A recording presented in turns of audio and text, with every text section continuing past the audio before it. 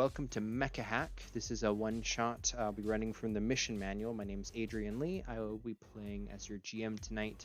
I go by Lee6113 on pretty much everything.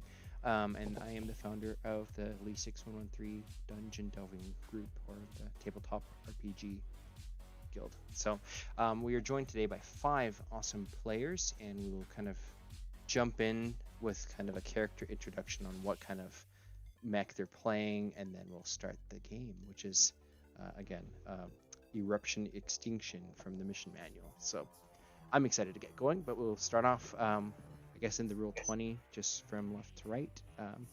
Todd, if you'd like to introduce your character who you'll be playing. Yes. Today I will be playing Ryu, or simply the Major, whatever you wish to call me.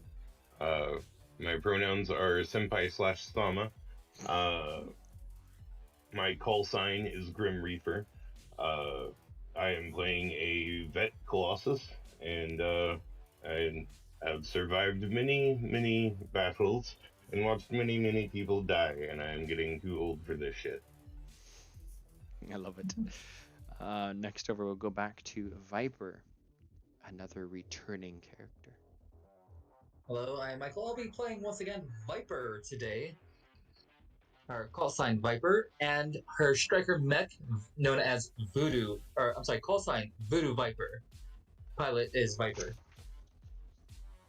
She goes by Voodoo Viper because she strikes hard, strikes fast, and the Voodoo part, well, I can fix your shit. Or break it. Depends on the thing. And my mood. Awesome. So shifting over, we have Mr. Pie Guy. Yeah, I am Pie Guy, and I'm playing Filch. That is his pilot name. He is a mercenary who pilots the Titan named Viking Crusader. Oh, I love it. Oh yeah. Does he have any special markings on his mech? Oh yes, he does. Both like him and his mech kind of looks like himself. Big, burly, large gut, and a large metallic beard. I love it. The cockpit is actually the large stomach of the mech. Fantastic. And then next over, Eric, who are you playing? I'm playing Percy Stone. He is the commander of a Titan mech, named after the Greek Titan Atlas. Fantastic. It's probably some kind of symbol of I don't know. It's about I have to think about it exactly, but something about him holding up the sky. Does he have like super big, beefy arms on his mech? Yeah, he's got a chain gun on and probably some big beefy chain guns on his gun. Excellent. And then last but not least, Skyfall. Hi, I'm Skyfall. I'm gonna be playing Jigsaw Arpal. He's a Maverick Brawler. And yeah. Excellent. That works. And this is kind of like, again, we're all still pretty new at MechaHack, which is a fantastic game, so I highly encourage everybody to go play it more and more and get good at it, because it's awesome. But we're going to jump right in. You guys are all a fire team, a squadron. There has been a emergency distress signal, which you've all see popping up onto your transponders. Now, so you have your mechs, but in this game you are actually also aboard not a freighter, but like a star cruiser. And who would be most likely the pilot of the actual starship, or do you have like an AI or something driving it, do you think? Maybe Vipers, being the engineers, might know the ship better. Or the You might make sense to be more in engineering if you're the engineer. Or the guy who's just been through too much crap. I guess that would be an interesting dynamic to see, like if your guys are fire team, is there someone specifically in charge, or do you all kind of share equal rank and you're receiving orders from a higher power? Oh no, I don't want that responsibility. Anytime that I am put up for promotion, I decline every time. Yeah, Filch is only a part of this fire team because he's getting paid. I am a pilot type commander, but it doesn't mean I have to be in charge. But it would make sense. But if someone else wants to be, I'm not going to stand in their way. Sorry, 1 second. I'll I'm be just back. a new guy over here.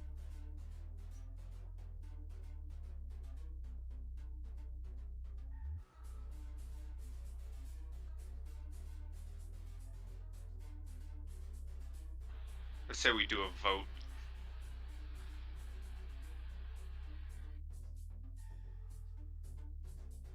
Okay.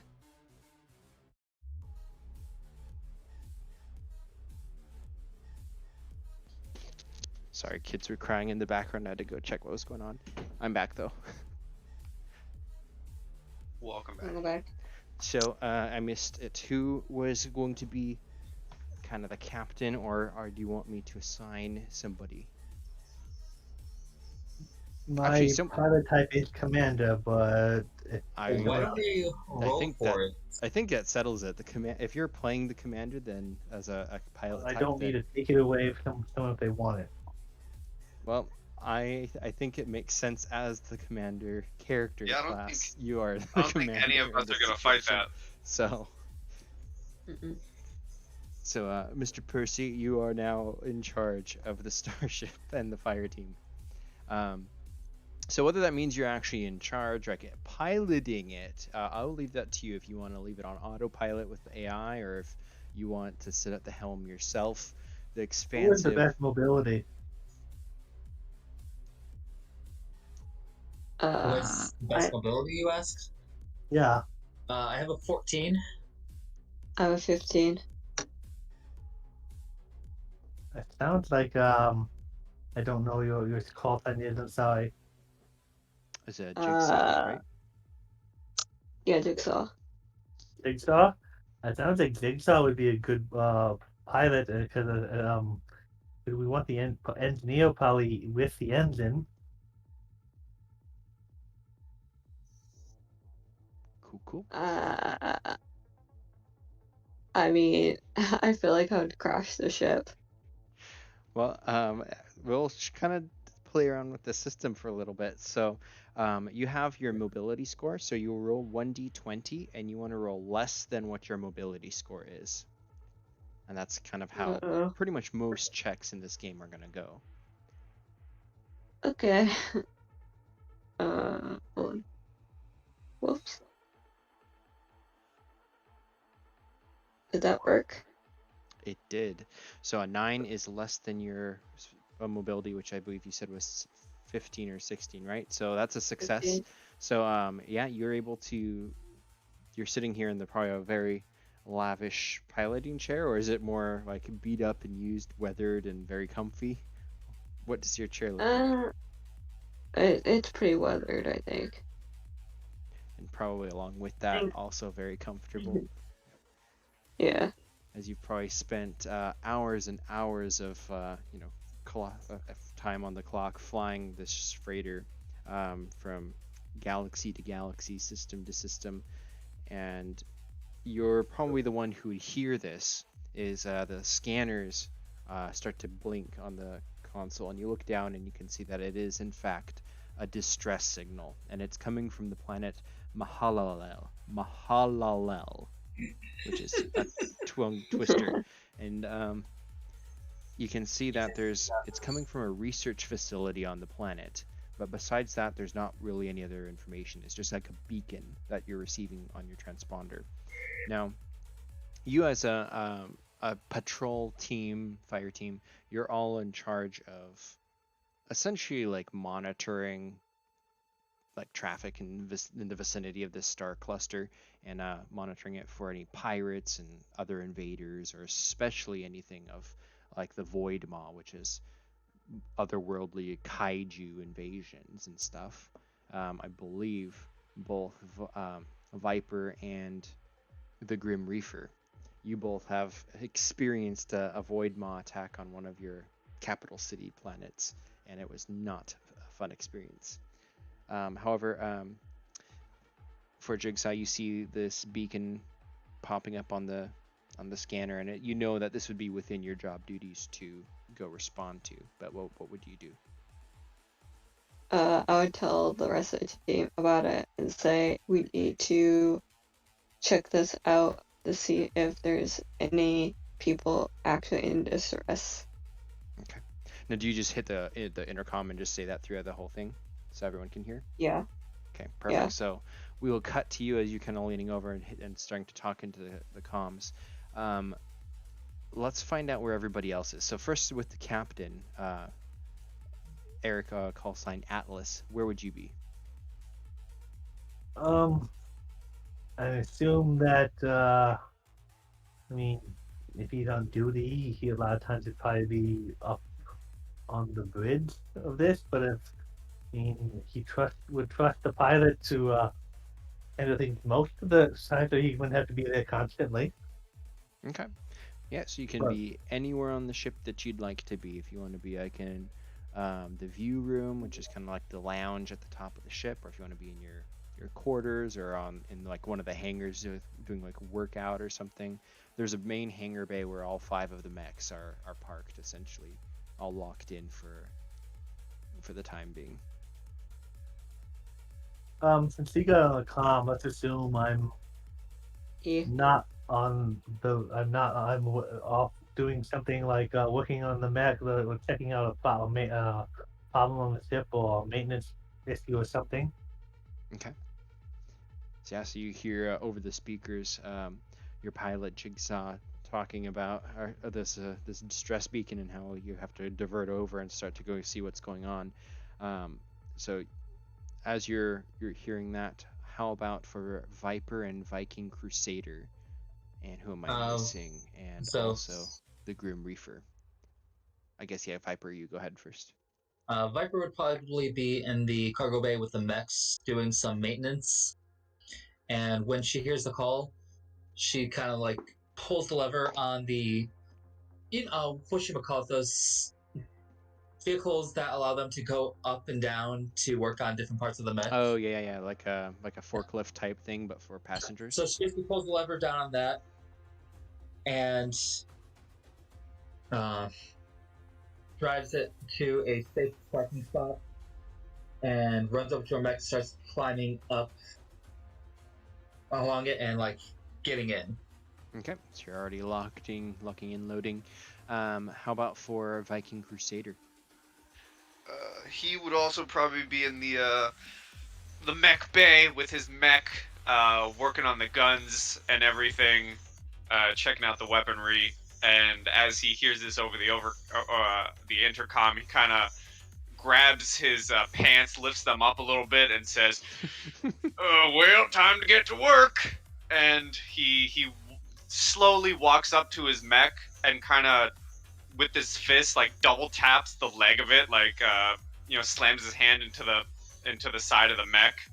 And from the middle of the cockpit, from the stomach area of the mech, it kind of opens up, and this like metallic staircase unfurls to the ground as other rusted bits of the mech kind of just start falling off, and he just kind of walks up the steps and clambers inside.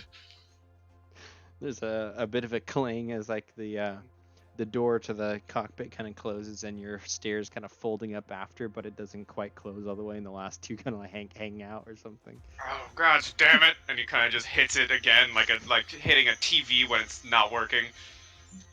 That does the trick. And it locks in. Awesome. How about the Grim Reaper? Where's our boy doing? So, yeah, he is in, or them really, is in their like reactor lines, like making sure that like everything is like tucked right, and there's no crimps or anything, and everything's perfect. And every time that they're going through something and they touch something that is a relic from a time they've almost died in this mech, they're having PTS flashbacks, and just it's just motivating them more to make sure that everything is just firing and on all cylinders. Fantastic. So, with this kind of all going on, the captain or commander kind of rushes probably into the bridge, I imagine, and you kind of look over the distress beacon. He'll Or, probably get the comms and they how far are we from the target? okay. And we'll have Jigsaw, if you can roll a systems check for me. Okay. To roll d20. Yep, so d20 and roll less than your systems for success. 10. Is that less than your systems? I don't have all your stats written down Yeah. for everybody, so Yeah. just let me know if it's a pass-fail. So yeah, It's you're able pass. to. I imagine it's like this holographic computer screen display, and you just reach up to the air and just kind of pinch out like you're zooming in and out, and just the whole display kind of envelops you and the commander. And you can see that this planet, which looks to be a barren rock for the most part. There you don't see any settlements or signs of major life or activity, but there is this research outpost, which is in one of the valleys. You can see the proximity of this planet to its sun is pretty close, meaning the outside temperatures will be quite volatile or very extreme if you are outside of your mech. Even a normal spacesuit or exosuit might not even do the trick with the heat that this planet must be under. So pretty much got to be inside your mechs is what you're seeing on this planet. And however, the research base, which is fairly small, it looks like it's built deep into the planet as well. So it goes subterranean.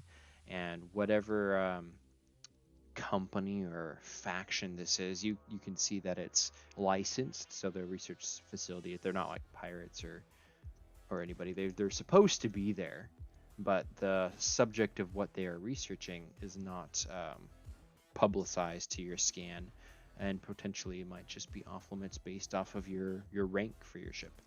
So the beacon is definitely coming from there, and as you can see from distance, which is the commander had asked, you're easily with one flight jump, you're able to get there within the next 10 minutes. So you can be there very quick.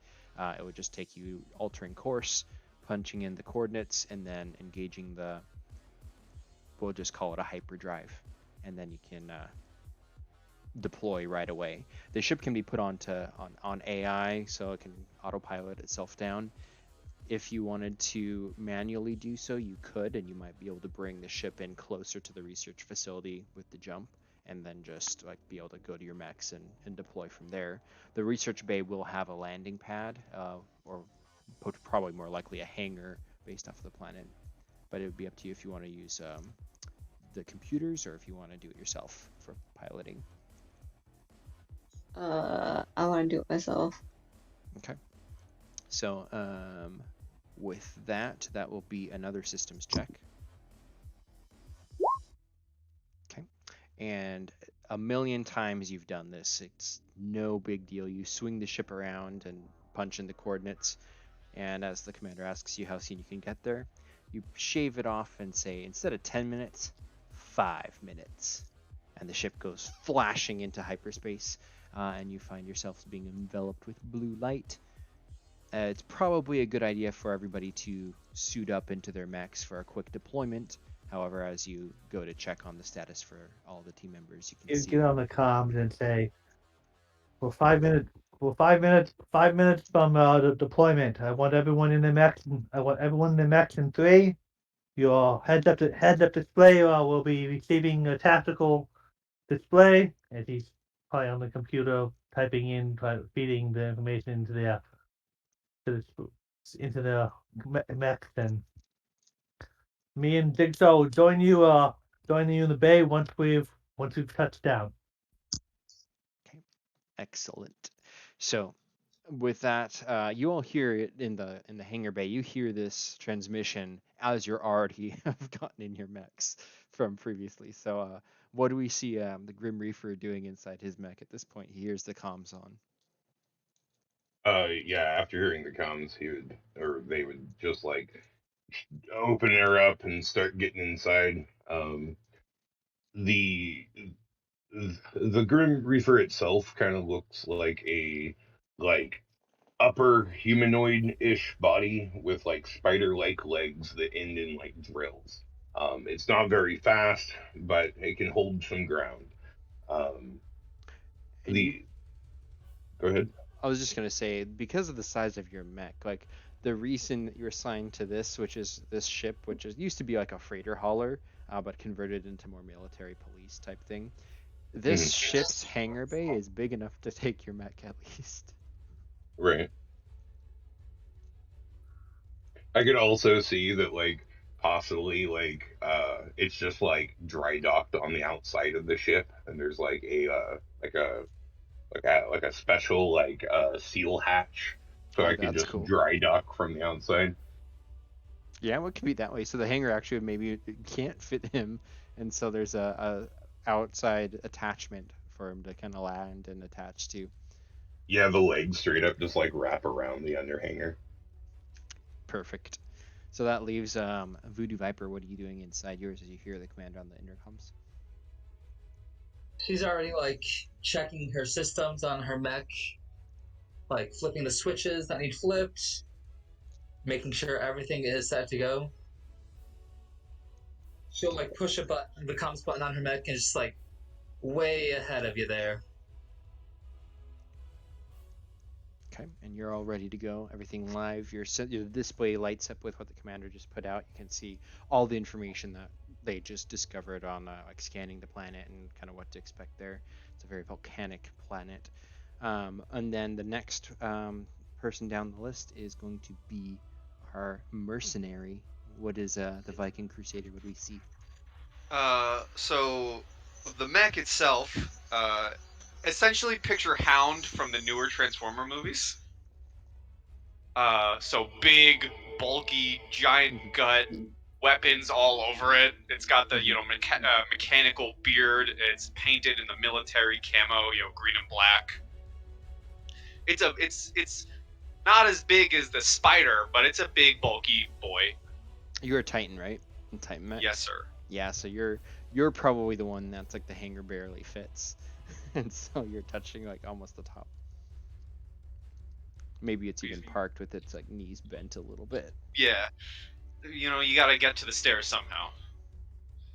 And inside the mech, he is currently what he uses for his comm systems is an old school ham radio and a walkie-talkie and a headset.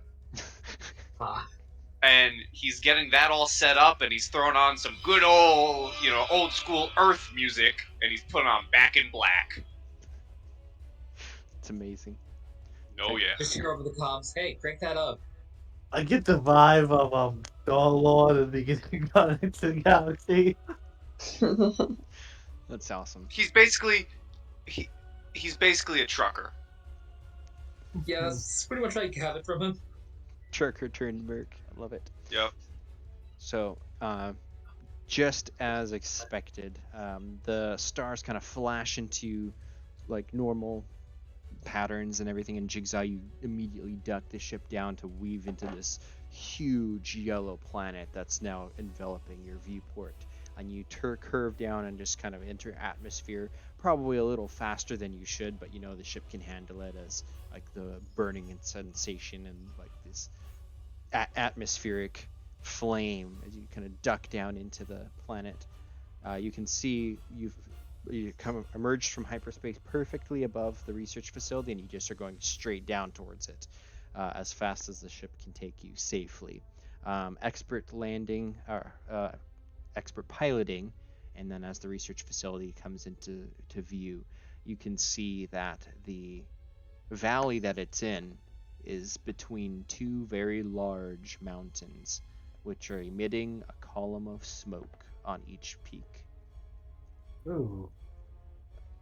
As soon as you enter atmosphere, the comms begin to blink again. What do you do? I want to check the comms. Okay. It looks to be a transmission from the research facility. Okay. I will play their transmission. Okay. So immediately you hear kind of a crackling static. Thank goodness you've seen our signal. You must touch down at once for immediate emergency evacuation. The research facility has been compromised. How many can you hold in your cruiser? I would say maybe 300 to 500 people, I think. That is plenty of room. Maybe more. Yes, you must land at once. We will send out as many as we can before the research facility is enveloped with the. You've seen the volcanoes. What's your status? What has caused your predicament? We have seen readings from the mountains. The levels of heat signature from the inside is increasing by the second. It's doubtless going to result in a eruption, most likely in the next several minutes. We must evacuate immediately. On our way. The atmosphere is toxic. You have how how are they going to get into this? I guess you'd ask like what they have to, like suits or vehicles or how many. So we have approximately 200 staff in the research facility. We're all able to be equipped with flight suits which can withstand the atmosphere. But if the heat signatures get too high, we won't be able to stay outside in exposure for very long. Unfortunately, the hangar is inoperational, so you'll need to use the landing pad atop the research facility. We'll come up to you from there. We'll see you there. And he looked to the pilot for a number of minutes. Yeah, just probably like 2 minutes or less. Like you're racing down from, but everything's in perfect working condition. 2 minutes. So. I have everyone ready for immediate evacuation. Okay, we'll get as many up to the roof as we can. Please stand by. He would immediately get on comms then, and seems to be the facility is experiencing what appears to be a natural disaster. As soon as we land, I want you all to deploy and help get people safely on board.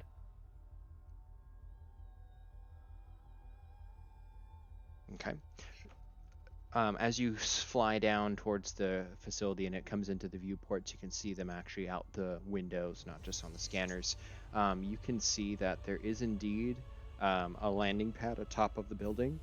There's also a hangar about in the middle of it, which has got this big kind of blued electro shield type thing, preventing any of the atmosphere from like getting inside it, and it's probably definitely would be the safest place to land. However, they've said that it's inoperational. The only thing that I will say is, again, I'm gonna keep making a jigsaw roll these since you're the pilot and the only one really seeing it at this point. Go ahead and roll another systems check, or if you want to physically like look at it, I will also let you roll a presence check if you prefer. No, I'll do a system. Okay, and actually that's a great point because I'll keep wanting to call you the doctor. Because the Grim Reaper is kind of saddled onto the side of the ship, you are on the outside, and this is the research facility is coming in so close. You may also roll, but this would be you could roll systems or a presence if you want to scan or visually look for it. I rolled a 7. Okay, on which one? Either would be good. Okay, I need to know which one though for other Yeah. reasons. Okay. Do you I'm want to gonna physically say. look or scan? I'm gonna say scan, and my systems is a 14. Cool. And then for Skyfall, did you get a pass on the 13? It's exactly a 13. Okay, so meet is actually a failure, and that was for scanning or for basically perceiving it? System. Okay. So for you, Oh. your scan, What are you having them scan for? as you're flying down closer to the facility and about to land, a quick kind of check over everything looks to be in order. So there's nothing visually or like not from the system scanning. There's nothing that seems to be broken on the facility. However, for the outside, because I need to write your names down on the other side of this paper. Because the Grim Yeah. Reaper is also on the outside of the ship and your scan, including the hangar bay, you also find that there is nothing wrong with the hangar bay, apparently. And while we're going in, can I scan the volcanoes? See if we can like get a read on like a geological reading on them. Yes, so that's a good point. So do you, as the commander, are you wanting to hang in until the ship's landed, and then do you want to just go access one of the other computer systems, or do you want to run down to your mech at this point? Because if you want to No, he remain at would the bridge, you stay can. on the bridge until the ship had touched down. Okay, go ahead and roll a systems check if you want to run over to like the science officer's desk or something and do a quick reading of the geology of the planet. I think that's going to just meet, so that's a failure. Yeah. So what you find from just doing a quick scan is there is a lot of heat coming from the mountains. That is definitely correct. But anything that's going to be like sensing anything deeper than that is going to take a little bit longer. Which you can attempt again, but at this point the ship's about to land. So for Jigsaw, you touch the ship down on top of the landing pad, and as soon as the kind of braces and locks in place, you can see that like one of the giant elevator doors begins to open, and a whole bunch of white-clad science suits type guys with like space helmets and stuff begin to start flooding out. It looks to be about a couple dozen. And at that point, the hangar bay also would open. So the Grim Reaper you can detach, and then Viking Crusader and Voodoo Viper, you're all able to deploy at this point. Oh yeah, I grab my chain gun and I start walking out. Okay, you're met with blustering heat, as you can not feel it from the inside, but you can see almost like the sizzling sensation of like looking through a barbecue grill, that type of thing. Visibility looks like it's just very hot outside, and I would like you all to roll a systems check, please. Okay. 11 out of 16. Okay. 9 out of 14. That 6 out is. of It's always fun to say this when you're not playing 5e. That is a natural one. That's awesome.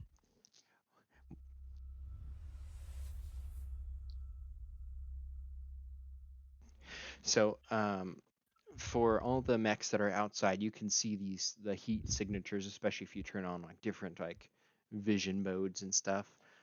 Everything around you with the temperature and kind of the over looming clouds of ash.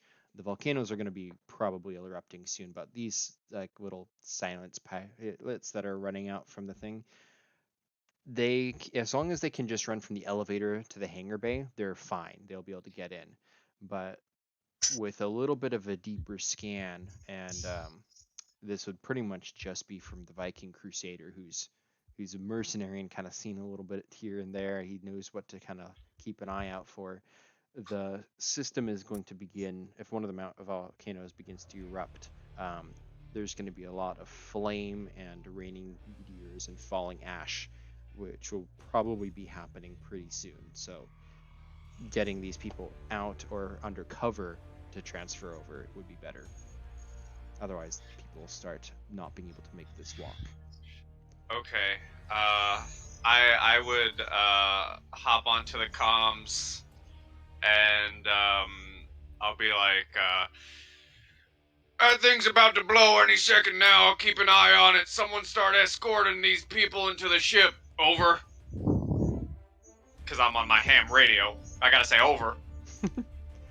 I can't get a clear reading from the ship sensors. Do Okay. you have got a time frame? So what he's able to find from his scan is that like molten ash is going to start raining pretty soon, and then there'll be larger rock debris. So that's Pretty kind of soon, as in. probably the next like minute or so. Like Yeah. not enough. Like the people are if there's 200 scientists, there's not enough time to get them all out. Right now, only like 24 of them are running out, and then the elevator just went back down to pick up more. So what? I The Grim. say Sorry. we got a minute at most. We need to get these people on the ship. So the Grim Reaper is gonna like climb over so that it's like Mhm. over where like the path is, and then garrison mode down so Okay. that it can take more damage, just in case like rocks or debris start coming from the mountain anytime soon. And create like an arch overlay over the Okay. path where So the you're scientists are trying to run. covering the walk basically. So Um, Yeah. beautiful. Roll your reactor die as you're garrisoning. Okay. That is a 5, sir. Okay. So the garrison mode begins to occur. Your drill starts screwing down into what could only be the ceiling of the building, and you garrison down. But as you do so, the heat surrounding you and this planet is beginning to kind of override your systems a little bit, and you can see the reactor is kind of riding on red zones for a while. Please downgrade your reactor die. Holy shit. Okay. Oh wait, I no, wait, will. sorry, I got that wrong. 5 is a pass. Yeah. So Man. immediately you press the extinguisher button, and like a exhaust port vents out extra heat, and you're fine. Alright. I was thinking the Noticing it wrong was end of the like D6. right. There for a moment, you had me going. Sorry, I was thinking a 5 and Oh. a 6 is the bad one. So had he failed it, I would have just fixed it up and then climbed up. Well, actually, thinking about it, even if so that would have been a 2, and I have the vet, so I'm too old for that shit. Yeah, I was thinking the other way around, and I forgot about that feature too. So you're good. Don't worry. But yeah, you garrison down, and there's a pathway for the scientists to begin running down. Back in the bridge, now that the ship is parked, Jigsaw and Atlas, what are you doing? Are you wanting to scan again, or do you want to like stay in the bridge and get ready to fly, or do you want to go down to your mechs? What do you want to do? Viking heavy, Viking something. I can't remember what it was. Crusader. Viking Crusader already got a good scan from what but better than the old cargo freighter had. So he would say in the comments, say, "I'm heading to my mech." Which one? Fox's character is the engineer, right? Fox is Voodoo Viper, and she's outside too. And Yeah, you're the engineer. Viper would have climbed atop the ship with her mech and have her like rifle out, getting ready to blast any rocks that might come flying. Oh, nice. And then yes, Eric, she is an engineer. Okay. Viper, do you think you can get that? Do you think you can get that hangar bay operational? Maybe.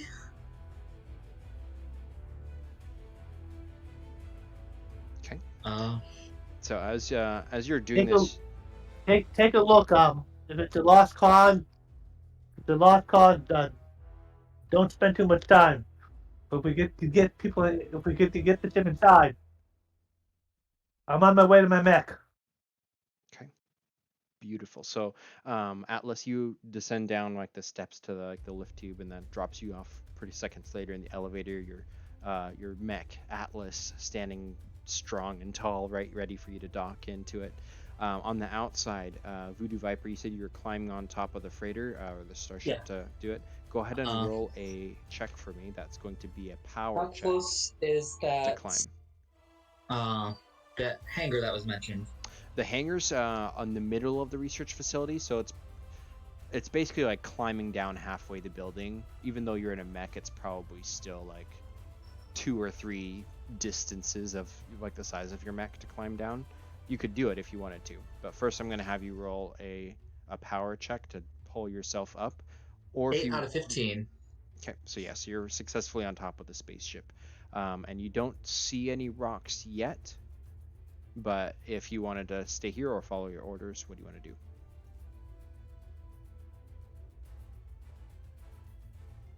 And there's like, would they be able to load people in faster via the hangar? Is that what they were saying? If you can get people to the hangar, then theoretically you're not choked by like 12 people at a time in the elevator. And just I to will. show you, 200 divided by 12 is basically like 17 with one down. So like 16 elevator trips up and down to evacuate everybody. Yeah, she will try to get over there. Okay, so you just kind of jump down and want to begin climbing. Yeah. Okay, so that's going to be, I'm going to say this one is going to be a mobility. Power like for climbing, but mobility for like dexterously climbing down the side of the building. Especially you don't want to puncture the glass on this thing. It's because if there's people inside, you'll be exposing them to the atmosphere. Right. 11 out of 14. Okay, so you begin to descend down, and you're about halfway down, almost to the hangar. But I want to know at this point, the captain's is getting in his mech. For Jigsaw, are you in the cockpit of the spaceship still, or do you want to go down to your mech? I would like to go down to my mech. Okay, so you also follow the captain down. I presume you just flip it on AI, so you can give it verbal commands for basic verbal commands if you need. So, as you run down into the hangar, you can see the captain just in front of you, like boarding Atlas, and you can see your own mech. Jigsaw, what does it look like? If you have any ideas what to describe it as. You think of Rhino from Spider-Man, but in a mech. Yes, that's Which amazing. Spider-Man? Like the mechanical Rhino? Yes, the mechanical Rhino. That makes me so happy. Oh, and you just posted like an idea picture. Fantastic. Yeah. Okay. So that is the two of you getting in. So Viking Crusader, you've seen like the readings of like the almost like acid rain that's about to fall, this molten ash, and it's beginning to kind of dust down towards the landing pad. But what do you do now?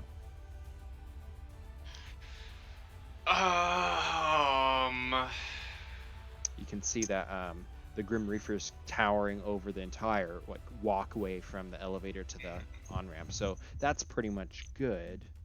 Do you want to do anything else? We're on like the roof, right? Yes. How? Like, could I just like jump off the roof to the ground level to get to the hangar? It would be a pretty big drop. So Okay. on your left and right, you see these giant like Mount Doom volcanoes. And then they kind of meet down into the valley, and that's where this research facility is built off of. But it's kind of like built into the cliffside. So on one side, you kind of have more of a slope going up, and then the other is a drop off. On that drop off, you've just seen Voodoo Viper kind of like drop down and carefully start climbing down. I almost think maybe like rappelling is more likely. But if you were to just jump over the edge, you could free fall and try to catch the hangar bay. But if you miss it, then it's dropping a lot further too. That would definitely be a damage situation. I'm not gonna do that. You could jump and like try to grab the top of the hangar and like whoosh yourself in, but landing on your back if you wanted to do something crazy like that. Are there any big mecha stairs? They don't have stairs for mechs, no. Oh darn. Escalators? I'm joking. Yeah. Do they have a secondary large elevator? No. You can roll a systems check if you want to try to scan for like areas that a mech would fit through. I mean, for the most part, I'm just joking. I'd probably just take whatever the most old man way is down. You want to like surf down the mountainside and try to like get to the equal with the hangar or something? I mean, You know, I have an idea. So they're meant for damage, but could I deploy my funnel drones to like look into the hangar? Yes. What is that in the first book or second one? Let me see. That is the second. Second book. Okay. It says it's mainly damage, and it says if I like do the damage, I have to roll my reactor die. It doesn't say anything about just because it says as a use action, deploy your funnel drones, and if I do damage, I roll the reactor die? Question mark.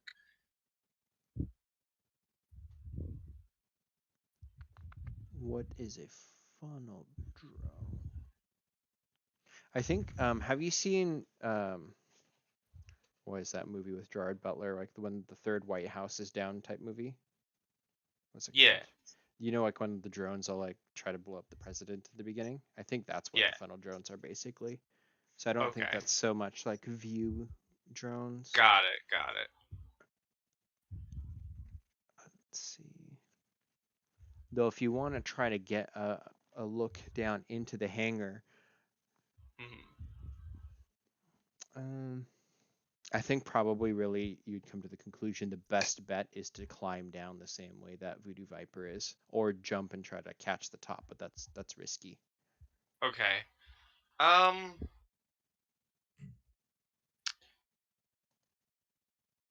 Yeah. Sure. Why not? I'll try. I'll try climbing down. Simple. You know. Yeah. I'll try climbing down. Okay, awesome.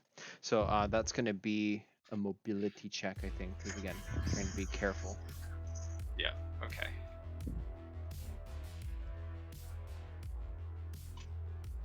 Well, that's another natural one. Okay, so you begin to scale down and you like pass Voodoo Viper, and you get down. Do you want to be in front of the hangar where you can see inside, or do you want to go down, like below the hangar and look? Like, what positioning do you want to be? I want to make my way like directly outside of the hangar. I want to start getting ready to go into the hangar, but I'm staying outside of it, like directly in front of it, to still keep an eye on the like skies and everything. Sure. Do you want to be on the left or right?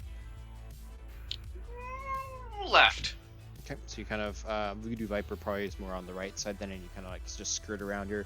You kind of slip down part of the building, catch, and then you're perched right on the edge of the hangar. You peek inside. I will need you to roll your choice if you want to look visually. It's going to be a presence check, otherwise a systems check for scanning the hangar with your systems. Can I roll and then pick which one, or would you rather me pick one? No, in fact, I'm going to say because your action is basically using the mobility to climb down, I'm just going to make you roll a presence check to look with your eyeballs into the hangar. My eyeballs, okay. Yes. That would that be your perk of getting the one. Is that a... I can't tell what number this is. My die is wonky. Okay, that's not great. That's a 19 above a 15. Okay, so trying to look around the corner, you can see that through this blue electro shield, inside everything looks hazy and you cannot get a visual. That is it. Now I want to go back up to Grim Reaper, who's been kind of bolted down onto the roof. You can see this party of scientists running in underneath you and boarding your space cruiser. Anything you want to do specifically, or just keep hunkered down while the elevator is going back to retrieve more scientists? Right, I'm just gonna hunker down there, try to be their shield essentially, and like with my shoulder-mounted beam cannon, I'm like doing possible trajectories of which debris could like come towards the location, so that I'm like essentially aimed in to start trying to like snipe rocks out of the sky if that becomes necessary. Okay, roll either systems or presence if you want to visually be scanning. I'll totally do presence. Okay. So. Oh, that's right. Your systems is crap. So 11. No, my system's all right, but my presence is a 16. So. Okay. He's just tools for the shit. Yeah. So you just kind of like recline back, spin the chair around so you can see out the window a little bit better upwards, and you can see that the molten rain is beginning to just pepper everything around you. Your ship your mech is definitely suited to be able to withstand this type of thing, especially because you have armor as well.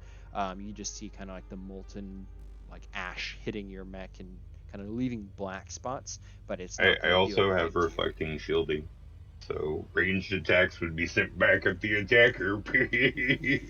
Yes, the mountain will take your damage. No. You can see though that this on somebody's like just bio spacesuit, like all those lab wearers and stuff, it would be catastrophic to them if it was hitting them. However, your mech it's a freaking tank. This is not going to be an issue. However, Right. looking up, you can see the smoke trails of the mountain spitting out more and more junk. And you can see larger rocks and stuff beginning to fly upwards and gently, softly curve and fall back down towards the valley where you're located in. It's going to become pretty rocky soon. So if you have that chain gun ready. Well, and my beam cannon, yeah. I would like to I would prioritize targets like the big stuff that would be catastrophic. I'm gonna try to knock that down a bit, Okay. stuff that I know that our shields and stuff can take. I would just ignore that, but high priority rocks. Okay. Yeah, absolutely. So you can see that they're starting to spit out. They're probably, if you're familiar with the range bands for MechaHack, there's basically close, which is melee combat. There's near, which is shootable distance. There's far and distant. Currently, the rocks that are spitting out, they're distant and about to transition to far, which means I think you have disadvantage if you're shooting at them. But if you just want to start guns blazing, because it doesn't, it's coming in whether you're going to hit it or not, you can start shooting at it now at the far distance. But just be a disadvantage. At disadvantage? I'll still try to roll that because if I can get some of it out of the way on the early, then I just rolled a nat 1. Okay, yeah, absolutely. Out of wait, 16. Is that with the disadvantage though? No. Let me roll again. Sorry, but yeah, 6. so far. Yeah, 6. I still rolled a 6. So is this your chain gun? Beam cannon, Okay. which would be it doesn't matter. They're all heavy weapons, so +2 to that, so 6, 7, 8. Yeah, which is still well under 16. Yeah, you see the first batch of rocks, and you just and the beam just shoots across, arcs across the sky, and ignites in just above the volcano. Just smoke and rock goes everywhere, and you can see that it's effectively disintegrated quite a bit of the debris, but only enough for the next wave of just volcanic spit to come up out of the mountain. Right. Could I roll a reactor to shoot with my chain gun too? You can. Thank you. I rolled a 3, but I am also a vet. Is that? Oh, that's your reactor die. Oh, yes. So that is sufficient. Your reactor just kind of hums and reverberates through the chamber, and you can feel the vibrations in your seat, which is probably something you love to feel. Yeah, some for real. power, just, and you can go ahead and shoot the chain gun at disadvantage, probably at the other volcano. So I rolled at a 16 and a 20, so totally, no. Okay.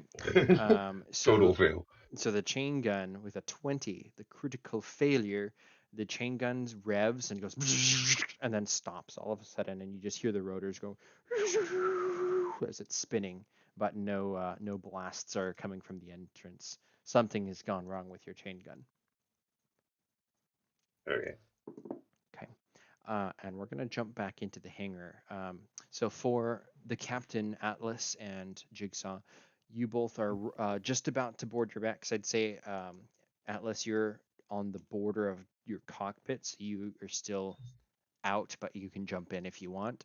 But you see the scientists beginning to kind of flood up the ramp of this big hangar bay that's open in your ship. Both of you, please roll presence checks. As you I want to make sure the cockpit is locked. If we're getting off the ship and strangers are getting on our ship. Yeah, that's easily, the AI can absolutely handle that. So you can secure everything, so they have to wait in the hangar.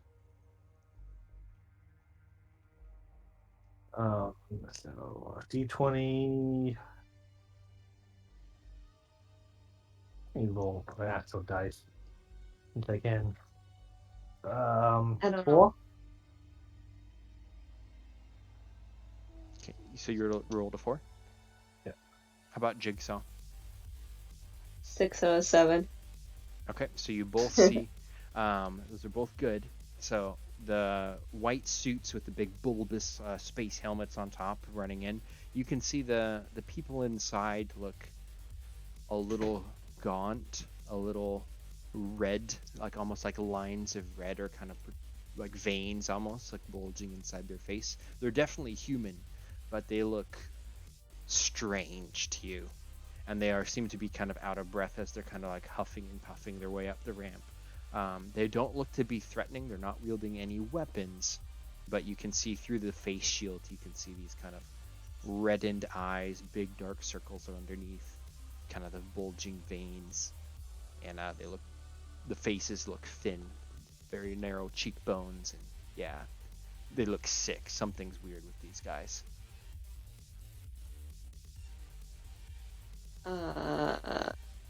Can we ask them what's wrong? Or would that be a presence check? Nope. Or The presence is just kind of like seeing, like, that's like your perception essentially. I had you roll for. So if you wanted to act on that information, if you want to talk to them or anything, you can just do it. oh, okay. I would go up to them and ask what was going on and why do they look like this? The scientists kind of leaning down on their knees as they're kind of like out of breath from running, which, I mean, it was not a short distance, but it's also not that. It's not like they just ran a marathon, but they seem all out of breath and tired. The scientist that you were talking to kind of raises his hand, like, 1 second. It's fine. It's just it's normal on this planet. We've all been not sick, but like this. It's fine. Just get us off the planet. We'll be fine. Not until you tell me what's going on. Is it contagious?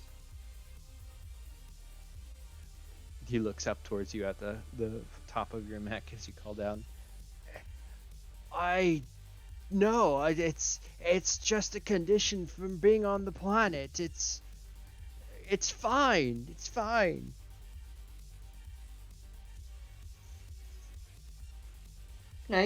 Do I know if these guys are lying? That would be another presence check. I'd say systems, but it's kind of you're not trying to read them with a computer, so I'm gonna say it's presence to try to like see if they're telling the truth. And for you, it's hard. You're both wearing like your space suits essentially. Like yours is more of a pilot's like jumpsuit type thing, but you do have like a helmet on and blast shield and everything. And for these guys, you can see through their screen, that like their face shield, that they don't look right, and you can't tell if he's lying or not. Yeah. All right. I would. Oh, go ahead. But go ahead. We're gonna want full answers once we get your people on board. For now, stay out of the stay here, or stay in the cargo bay, and keep yourselves quarantined, for lack of a better word. Just we'll do whatever. Just get us off the planet before the volcanoes erupt. And if My team's on it. if you do not stop them, they'll start making their way to kind of one of the back corners, not to really do anything, but just kind of sit down on the flight deck and like breathe heavily.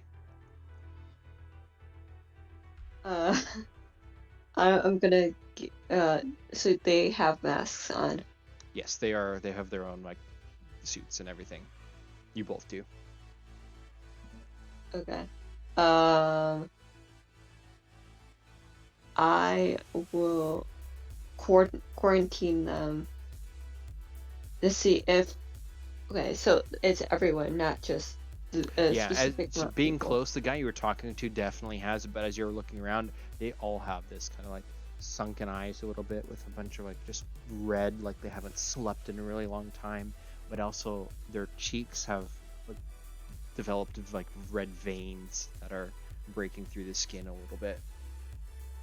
Okay. I'm gonna put up plastic curtains around them And Okay. I'm gonna tell him to stay in that area. Okay, so as you kind of like shuffle them over and guide them, you begin to set up some stuff.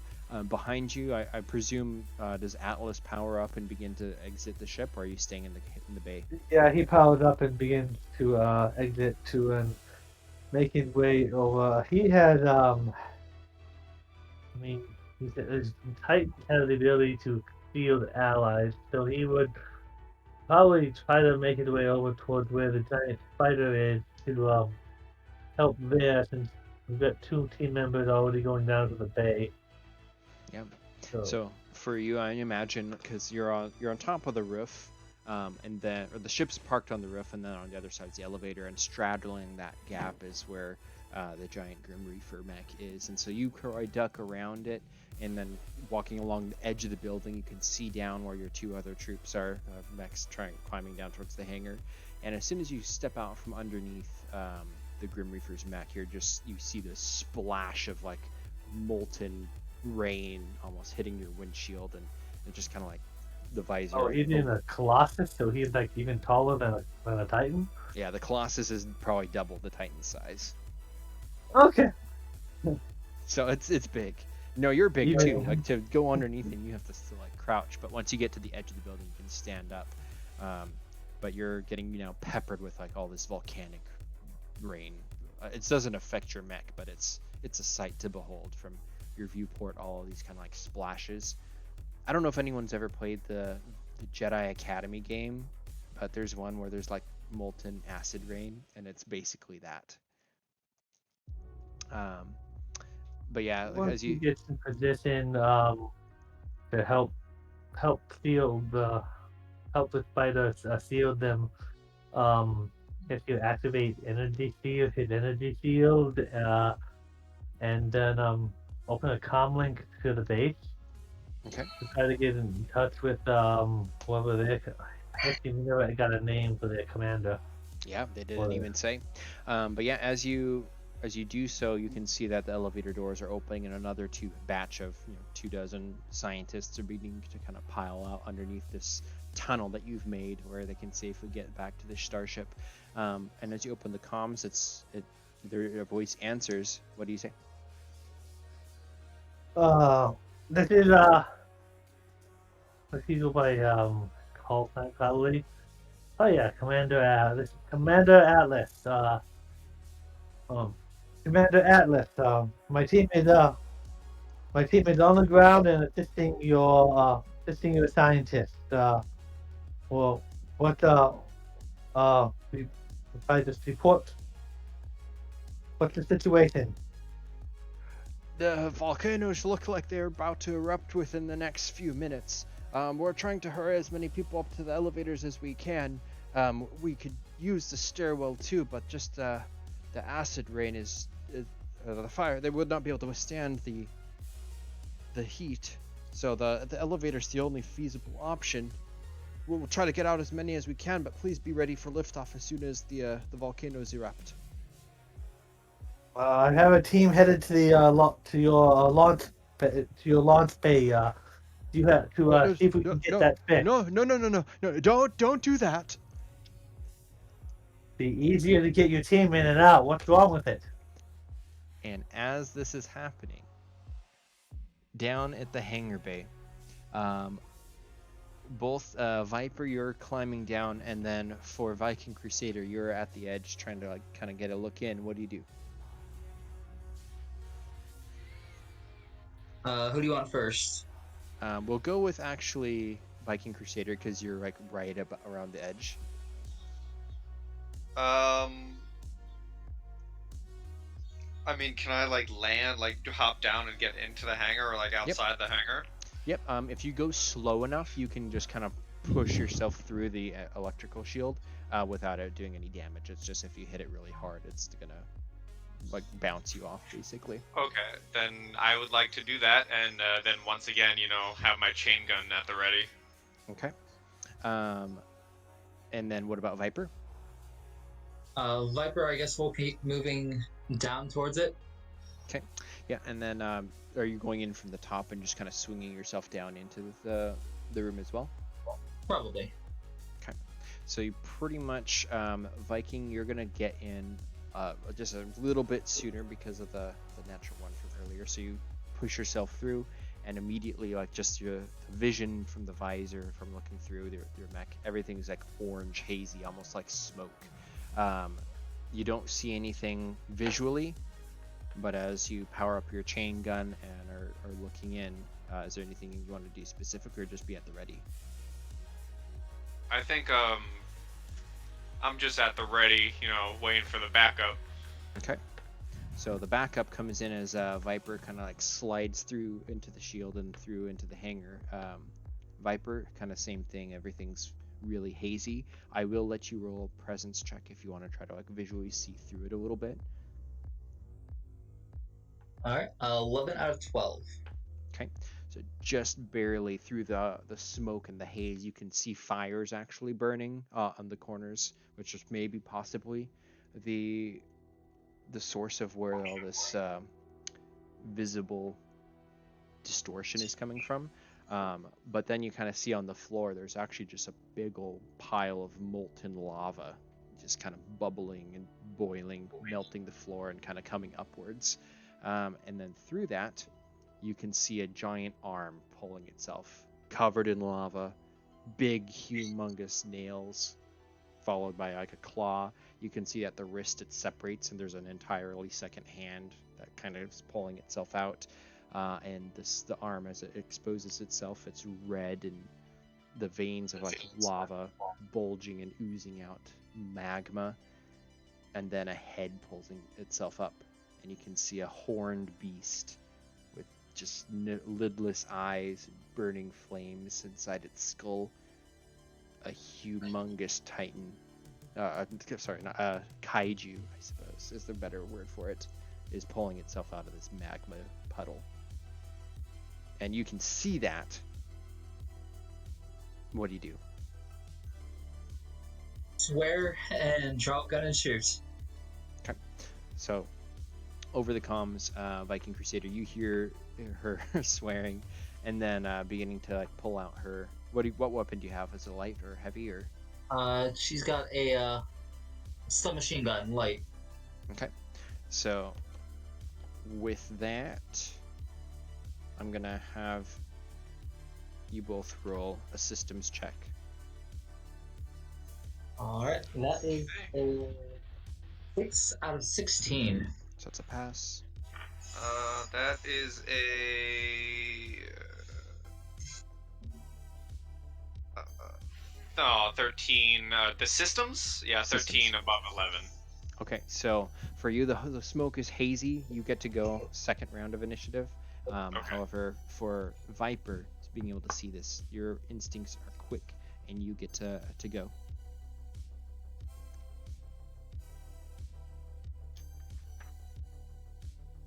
All right, yeah. So she's gonna shoot it. Okay.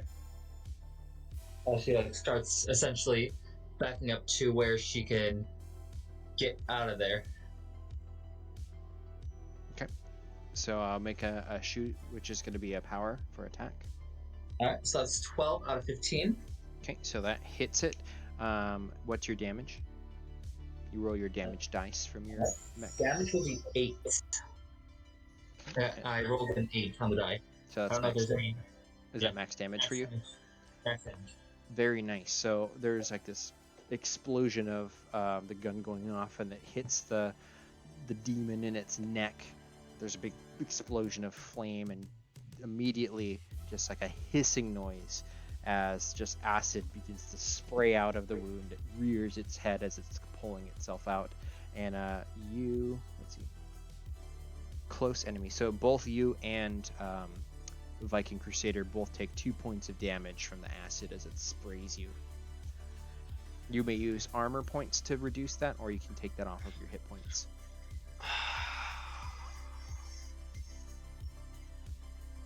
I'm gonna take mine off my hit points. Okay. So that is your turn then. Are you gonna move, you said, out of the hangar again? Yeah, she's basically Viper's basically gonna be. Yeah, there's a situation down here. Fire kaiju climbing out of a hole. get those people out of here, and we need to move. Okay. And then if you're moving, if you go back outside the shield, there's no like floor on the other side of the shield. So are you just going out, or where do you go? She's basically going to get close to the wall where she can start climbing. Okay, so you move to the wall. Do you exit the hangar?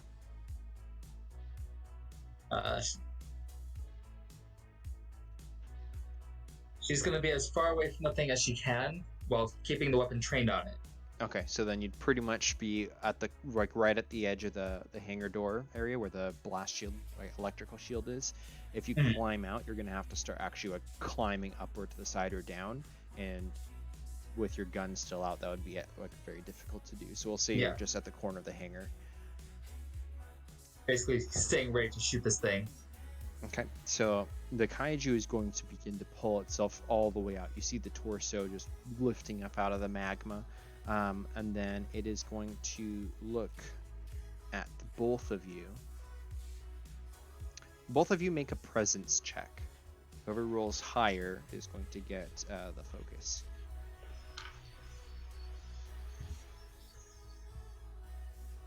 Oh man, I got a 15 of a 15 for my 7 presence. and 12. Okay, he's gonna look at Viking Crusader, and its eyes glowing red like the Balrog. It just opens its mouth, and immediately just this flame and spout of molten lava spits out at you. I need you to roll a mobility check. Okay. That is a 2 under a 10. Okay, so you can't see very well in here, but you can see the bright light of this mob beam. Would describe as you dodge. What do you do? I see the bright beam. Is that what you said? Yes. I see this coming, and I kind of just Can I for the funny say that I take the hit, but the gut of my mech is so big it just takes it, and like it just eats it without taking damage.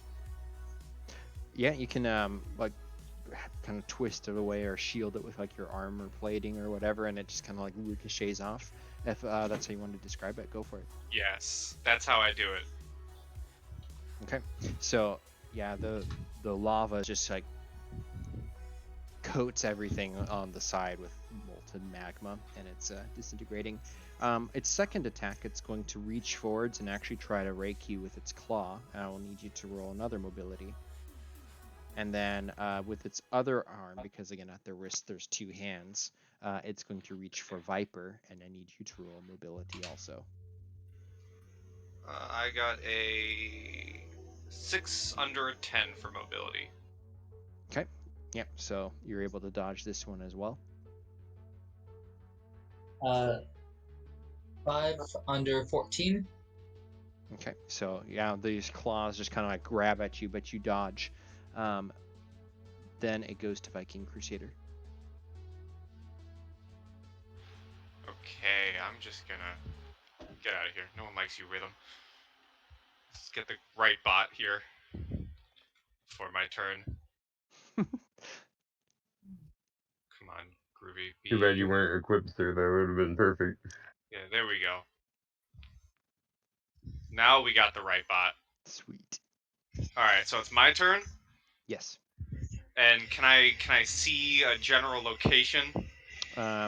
It's all hazy. You can try to see with a check of your systems if you want to like look down at your scanner, or if you want to try to look out the viewport through the smoke.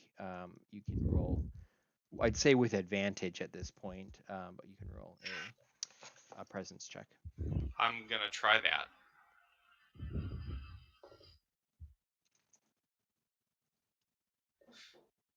Well, my lowest was a 2 under a 15 for presence. Okay, yeah, so at this point you can see like the arms, the glowing eyes, the magma breath. It's a big, huge kaiju in the hangar. And it's only its torso is out. There's a big lava pit in the ground, and it's like reaching out from it, rather. Is it possible that I can, rev up my chain gun to life and start unleashing a volley of bullets while I start backing up? Yep, you can take a move action and an attack action. Yep. I would love to. So that's power, correct? For the chain gun?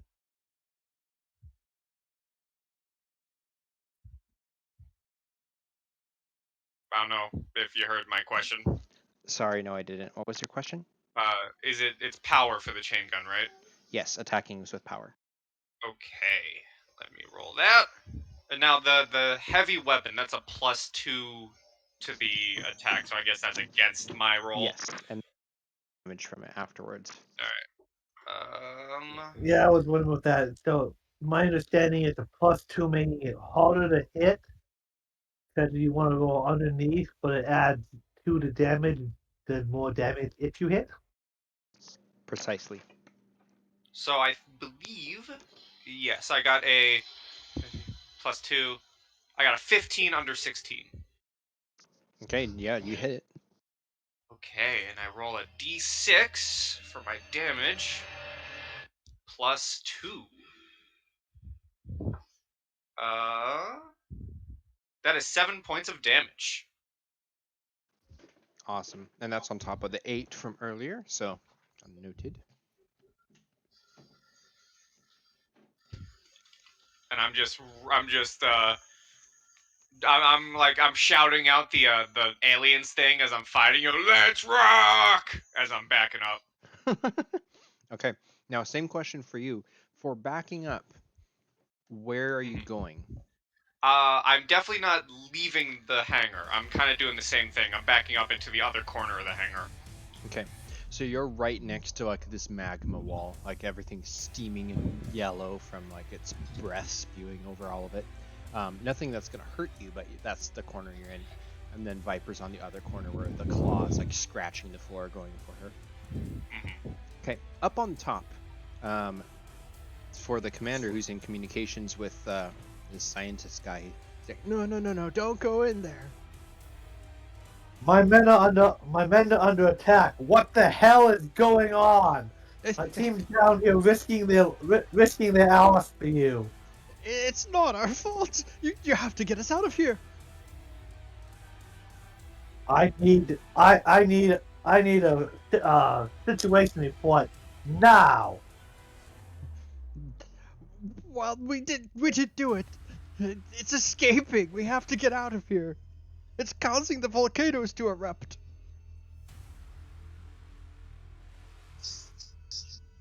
And then he would switch channels or Viper report to Viper Viking.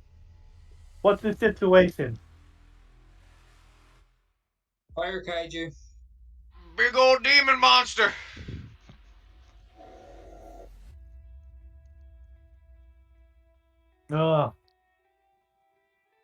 On the way up. Do you need backup? Might not hurt. He was on the way. And he was put back to his audio to the base. Channel 1. You can hear immediately, like he's in mid-sentence, like babbling about how like we're just doing our jobs. It's not our fault this is happening. You have to save us before the whole place erupts. And he didn't even know you turned the comm off for a second.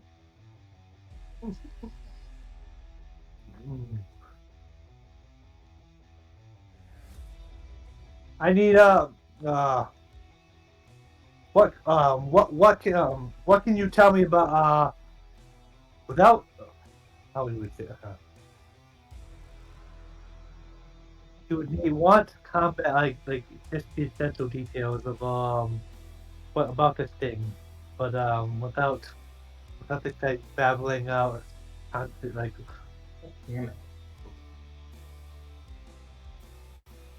So what's the information you're trying to get from him? Essential details to combat this thing without getting like the whole like long drawn out story. Yeah, roll a presence check to try to like get him to say something useful, essentially. Oh, critical natural 20 critical failure. Uh-oh. So what you hear then as you're asking, like, what's a question that you would ask him, like describe what it is or something, or What is this thing capable well, we were just tasked to study them, and then and then the line goes dead. of? Is my comm still working, or is it? Oh, it was from him. Something. Whoever was on the other side of the comm was like, he's gone though. It's just static. Uh, and it's the giant spider. Yeah, what's the call sign there? I can't remember them all yet, but we would have been working together. He would know him. Grim Reaper. Reaper, you're doing great. Your great job giving cover. Um, stand by this. Stand by this support if need be. Big Star, you and me, backing up Viper and Heavy and Viking.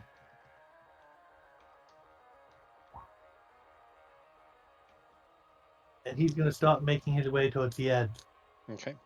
Now looking down over the edge, you can see basically just the flush wall of the research facility.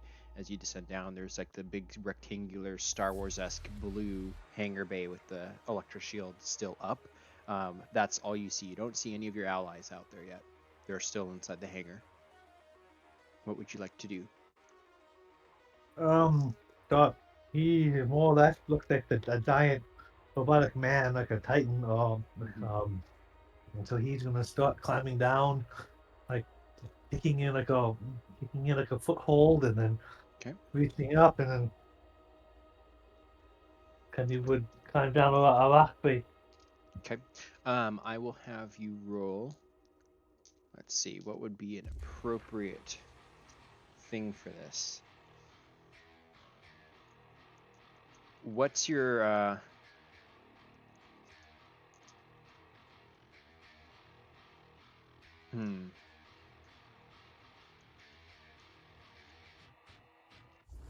I think presence would be kind of your like the best instincts for what's the best handholds and stuff. Mobility, because you're kicking into the facility, you're not going to have any issue climbing down. It's more about like what are you breaking on the way down. So go ahead and roll another presence check. Damn it! These are good numbers for regular need. He rolled a 15. Is that a fail? Yeah, my presence is a 14. Okay. So crunch. There's some glass shattering and stuff as you break there. There's a handhold, a second handhold, a foothold, and then you get down to the hangar. So there's 3 broken points. I need you to roll for me 3d10. 3d10.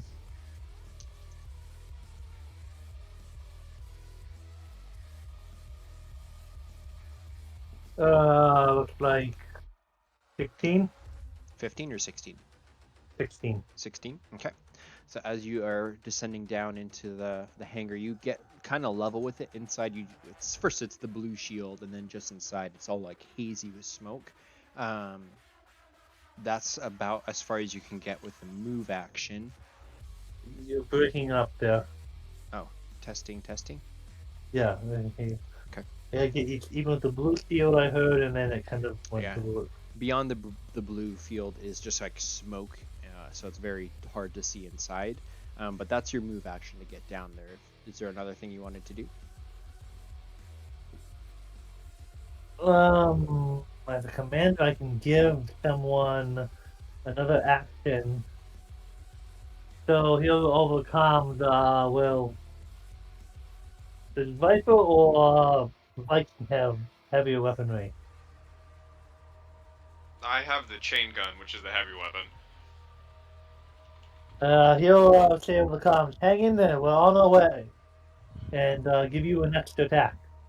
Okay, so if commander, you can roll your reactor die, I believe, that's your ability. Do I have to? I thought I wanted to have to do that if I do 2 of the same action. For modules and abilities. Use an action. second Maybe one. read.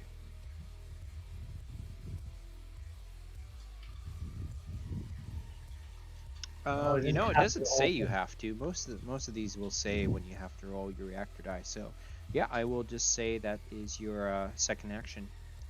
Because you did a move action, this is your use action. So you just basically give your second attack or that attack action to your ally. So, Viking Crusader, you're welcome to use an attack. Sweet, I can do that now. Mm-hmm.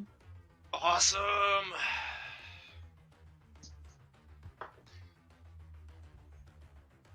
That is a 7 for my chain gun. Okay, that hits. Roll that damage. 4 damage. Okay. And it just like lights up with repeated hits, just kind of flaring and flashing as it hits this beast. It does not seem to be doing that much against it. It's still very well alive and growling. Figured.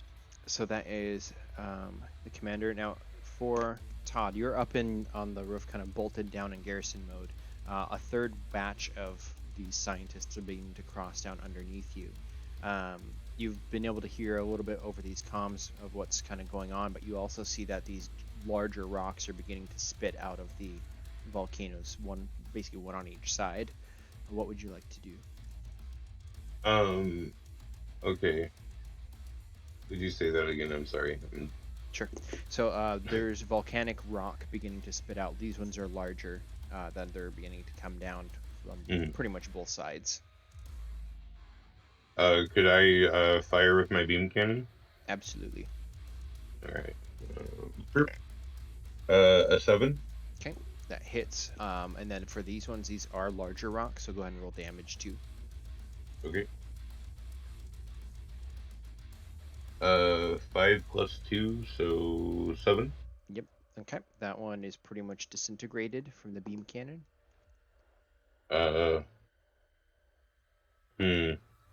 Would I be able to use my reactor die to shoot from the beam cannon again? Yep, if you wanted to. Okay. A 2 on the reactor die. Okay. So it almost would have accepted, all of the tricks as a veteran to not have your reactor die overload, and you're able to make the shot. Okay, sweet. I rolled a 2. Okay. So that one gets a chunk blasted out, but it's a little bit further away and just begins to spin, but still hail down towards you. And that's accurate too, because I only rolled like a 1 on damage, so that would have been like 3 damage. Still wouldn't have been enough. So that is 2 attacks in the hangar. So Skyfall, your character is not technically in her. Or is Jigsaw a guy or a girl? The guy. Is he inside his mech or no? Like, are you wanting to Yeah. babysit these Yeah. scientists or get in? Yeah, I'm trying to get everyone into the hangar right now. Okay. Yeah, you see the second batch is coming in. They all kind of have these kind of red symptoms as well. And the third batch is now on their way underneath the giant spider mech. If you want to get inside your mech as well, and then just kind of like be on standby, or do you want to actually go outside? I want to go outside and try to make the elevator go faster. Okay. Somehow. So you move across underneath the mech, and you want to get to the elevator? Yes. Okay. So do a systems check as you begin to try to plug in and scan to see kind of what software it's using. All right.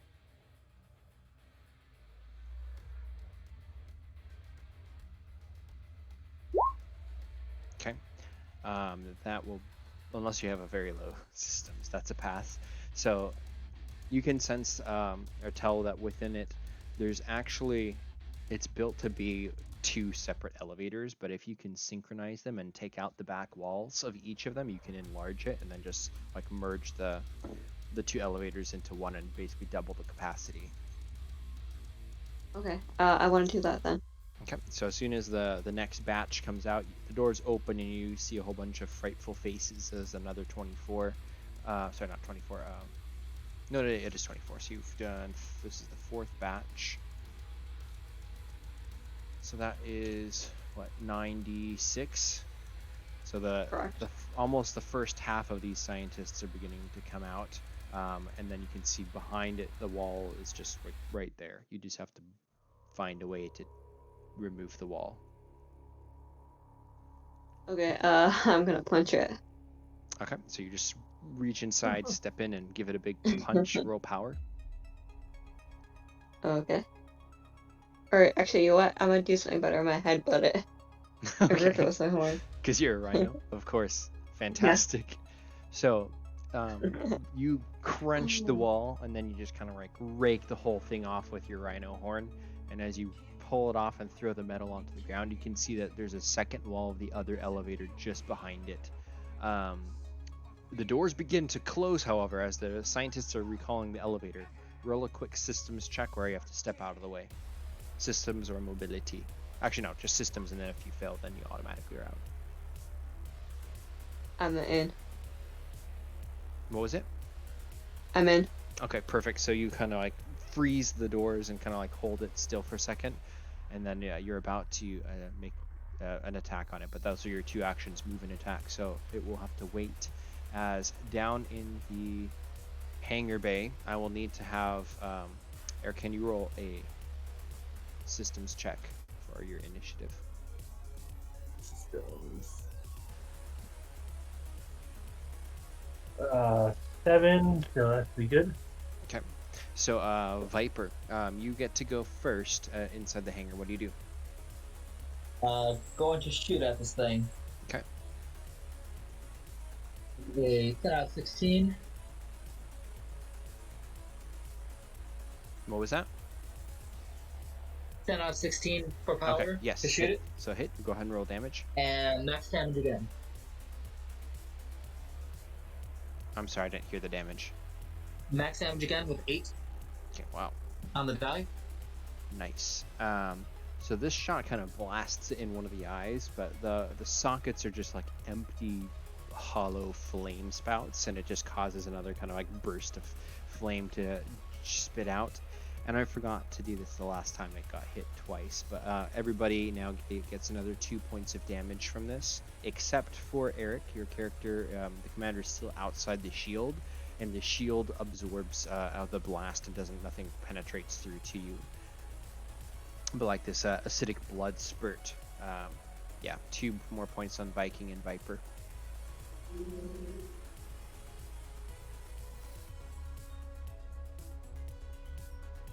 I'm really tempted to go back and see that the other two gives you damage, but I'm not going to. So that's your attack. What else do you want to do?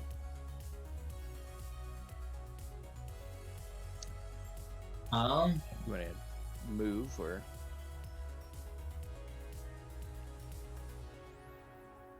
How's this thing looking? The same. So it looks like it's not really injured or anything like that. Nope, it looks like a big fiery Balrog beast demon.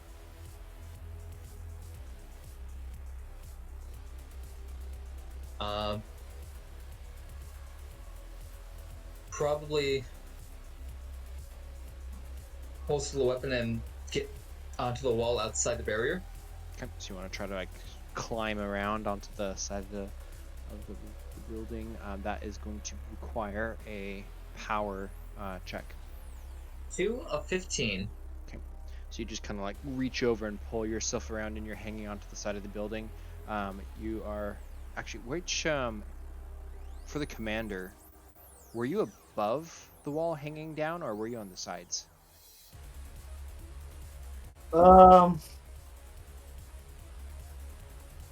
He probably would have gone straight down.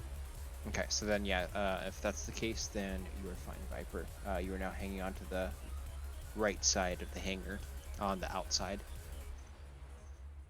And then it is the commander's turn. Okay, 2 actions.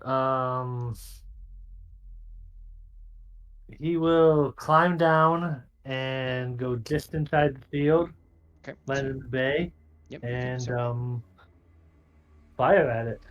Okay. go ahead and make a power attack. A 3 plus 2 is 5. Yep, that definitely hits. What? And okay, my damage is my damage dice plus 2. Yes. Well, I roll my damage dice plus 2. You roll the dice. +2. 7 damage. Okay, awesome. Another big belch of acid from the wound spits out, and you will take 2 points of damage. So will Viking Crusader. I have armor points. Does that? Yes, you can deduct armor if you wish. It just immediately gets pitted and rusted and kind of molten through a little bit as this kaiju blood touches it.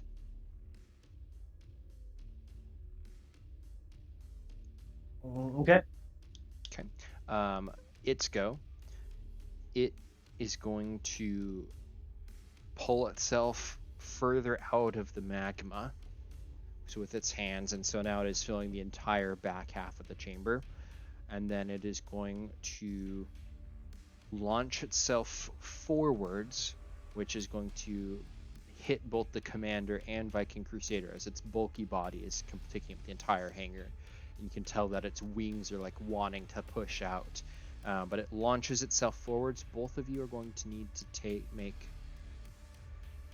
This would pretty much be a mobility check, or if you wanted to try to like push against it, a power check, like to stand your ground, but it would be at disadvantage, or mobility, as you're going to get basically pushed up against the back of the hangar screen or out, depending on kind of how Ooh, well that's it not does. good. Roll a 20. Okay, and is that were you trying to resist or mobility, Doug? Mobility is what I was trying to review. Okay. How about for Boy. Viking? That is unfortunate. What- 20. You both rolled a 20? Oh my goodness. So Do I have it? What are some of my let's see here. Absorb. This require an action. Kinetic absorption. If a mech close you to take damage, you can take damage instead. As an action, you can choose. Oh, I would had to done that on my turn to do energy shield. Okay. yeah, for this you can use kinetic absorption, because with the 20, what's going to happen is you both are going to take an extra d4 points of damage from hitting the energy shield of the hangar at such a high speed that it actually like tries to prevent you from leaving it the way it's supposed to, but that results in it doing extra damage. I rolled a 4 on the d4, so you both take 4 points of damage, and then you are cast out of the hangar, and the kaiju launches itself free, spitting like acid behind it as it's wounded in several different areas. And now that it's outside the hangar, you can see these big burn marks from where the shots have hit it, and it unfurls its wings. I need, because it does that, I'll need Viper to roll a mobility check as well, or power if you prefer to just kind of like slam your fist into the building to hold it. 9 out of 14. For which skill? Mobility. Okay, so you just kind of skirt along the wall just to be out of reach of the wings as it unfurls. For the damage for Viking Crusader and I keep forgetting your name, Atlas, are you wanting to do any absorption of that damage or no? No.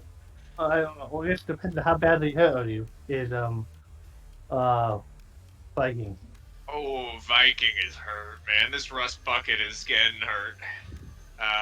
Let's just say I would be down to 4 hit points. Okay, yeah. Let's take. I'll take it 4. So. Okay. So for that is the captain commander's ability, right? Or no, that's your Titan That's ability. the sassy ability. Okay, so so that's your kinetic absorbers. If a close mecha would take damage, you can just choose to take it instead. So you would take 8 points from just hitting the shield, which ends up being like you did it first, and so so you break the shield, and then you both get like knocked out, which you can immediately see just the ground kind of rushing towards you. It's a free fall, which is going to be another. Let me see if there's free fall damage. how much that would take. Do I have a chance to grab a hold of anything?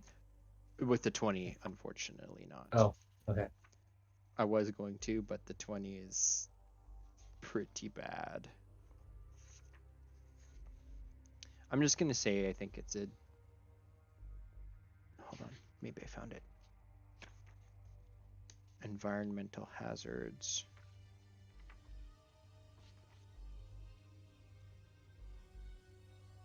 Okay, I don't see it. Okay, so it will be a d6. Do you want to share a d6 or do you want to have each one roll a separate d6? What's going on? We're For fall falling damage. down, and he's gonna have a D6 damage. I think we can share as far as I'm concerned. Yeah, I think I can take. Yeah, that's cool. Okay.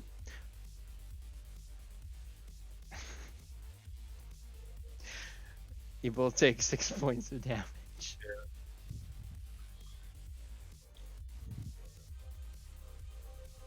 So your mechs are cast out of the hangar bay, dislodged, and as you are falling, you can see this giant kaiju baron just extending its wings and beginning to fly.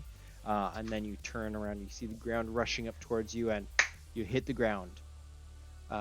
Is anybody dead after 6 additional points of damage? I'd be hurt, but not dead. Viking Crusader is definitely has some definitely gonna feel that in the morning, but still standing.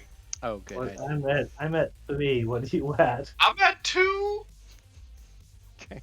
You both are like just clank down into like uneven like poses as you're resting down on the volcanic floor, and then from above, the kaiju is going to roar, but it's not doing anything specific to you. Its roar seems to trigger some sort of volcanic eruption from one of the mountains.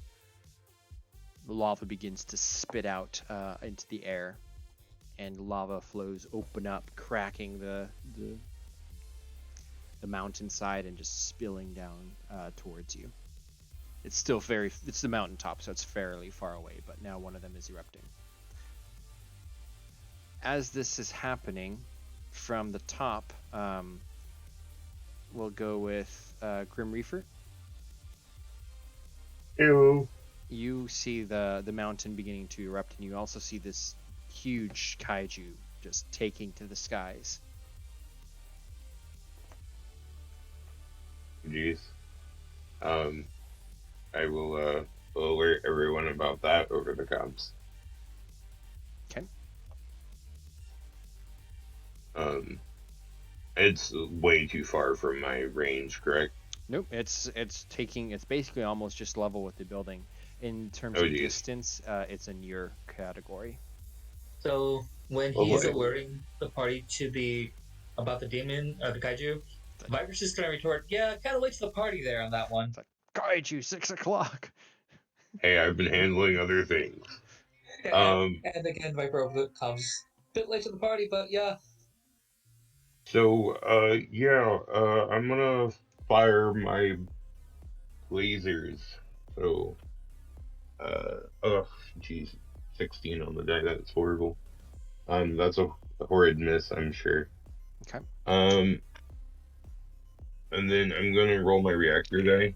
I rolled a 5, to be able to fire my beam cannon again, and I rolled a 6 on my beam cannon. Okay. Yep. So that's gonna hit. So 5, 6, 7. So 7 with the beam cannon. Okay. So 7. That seems to hit him in like the back, right by where one of his wings are, and he falters and like begins to spin down a little bit, and he like corrects himself with extra flapping. It looks like he's got kind of, that was broke a threshold with him where he's now looking to appear to be a little bit more wounded. Okay. I'm gonna drop my chain gun since it's jammed at the moment, and get prepared to like have my like normal arms go for my great sword. Okay. And that'll be my turn. Inside the elevator, Jigsaw, you have one more of these doors to open if you wish. Okay. So power or mobility? Yeah, Yeah, mobility. if you're gonna attack, it would be Oh. power, or if Hey, Okay. sorry, I forgot I'm Garrison. I get to roll a d4 to add to my damage. yeah, go for it. Sorry about that. It was a 3, so that'd be 3 extra damage. Okay, awesome.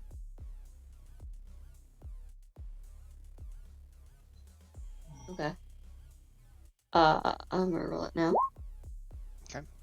Yeah, another just solid hit, and you tear off the back wall of the second elevator, and now you've made it so that this like this lift, you can synchronize them to go up and down together, and it's now doubled the capacity.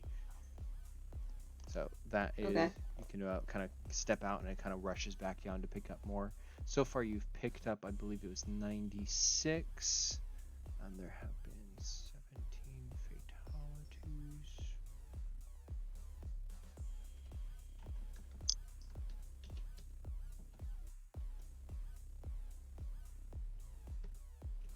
So basically 2 more elevator fulls of scientists, if this can keep up. So the lift goes down. What do? You still have another action.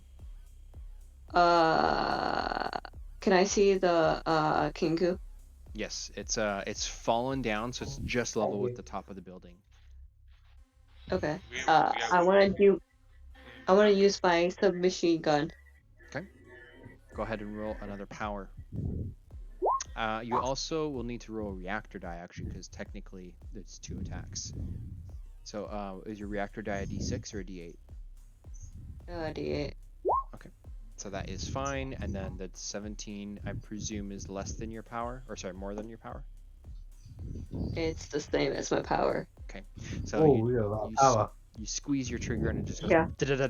and all these like bullets go flying towards it. And because you're a mech, like a submachine gun for this, it's like it's a pretty big round, but they seem to explode up against the shell of the kaiju, and it does not seem to do any damage. So that is both of your goes. Viper, you're clinging to the side of the building. What do you do?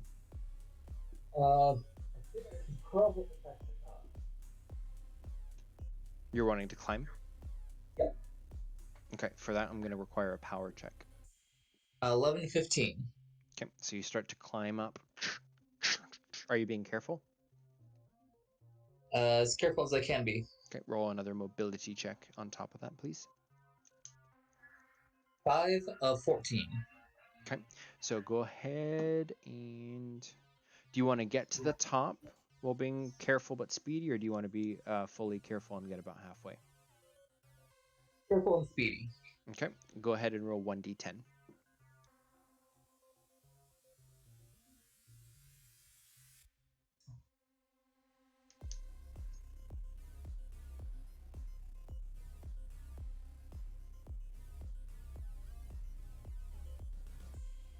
Six.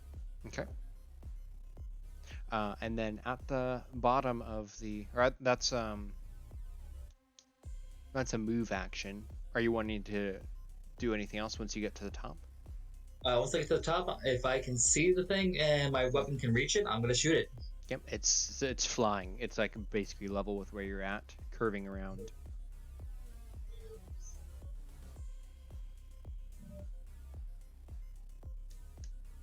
And that's power, so that's 12 of 15. Okay, roll damage. 4 on the die. Down at the bottom of the canyon, you've got the commander. What do you do? He's gonna his probably alarm's going off, and his Titan down to 3 of 14 hit points, and he can see the Viking is in just as bad shape. So he's gonna say me and Atlas and Viking have taken heavy damage. Fall back to the ship. The rest of you give us cover, and get us complete the evacuation and let's get out of here.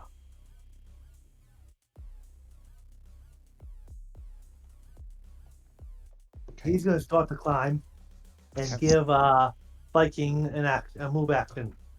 Okay. Yeah, Viking. You have the action. You want to go up with it, basically. Oh yeah. Okay, so both of you are going to need to make power checks as you're basically this is like volcanic rock. You're climbing your way up this hill. It's it gives way underneath your mechanical hands digging in, but you're able to kind of like keep pulling yourself up. What'd you guys roll? Well, it helps to I mean, with all the 2 natural 20s I rolled, the natural 1 is gonna help. I got a 4 under a 16 for power. Okay. You both are beginning to scramble up. The commander is a little bit. Let's see. You're a titan, so you're climbing faster because you're a larger machine. But with the 1, you're basically get up to the building and you're able to grab onto the external staircase and begin to climb that almost like a ladder. And you're able to get back up to the bottom of the research facility with your move action. What would you like to do as your second action? My second action was to give Oh, that's right. the action. So Okay, so then that's gonna bring us to the kaiju, which is going Viking gets known action still. he goes after the Doesn't he? kaiju. Oh, okay. Yeah.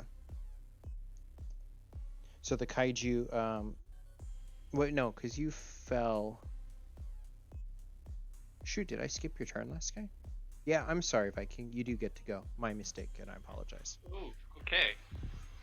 So we're at the top, right? Are we at the top of the ship? You're a little behind the He's captain. at the top. He's at the research facility. Okay. You've moved up almost like halfway to the research facility. So if you think about it in terms of close, near, far, distant, you've gone from close to near. So you're still like Okay. a couple range bands away from the top. Okay, so I'm still climbing. Yes. I'd like to continue doing so. Okay, go ahead and roll another power. 6 under a 16. Okay, so yeah, you climb up, catching up to him. You're at the bottom of the research facility. So you're basically halfway now. Cool. That's what I'm doing. Okay. I'm just climbing. You do have a second action if you want to try to climb more, or you can still see the kaiju flying. Like it looks like it's about to do something. Oh, it looks like it's about to do something. Yes. You can also see the lava kind of spilling from one of the mountains. Okay. Does it look like it's bearing down on the ship? It looks like it's about to turn on the ship, yes. Okay. In terms of range, how far is it? It is a near range. Okay. So, can I use my missile barrage? Yes. As an attack action, test power. Okay.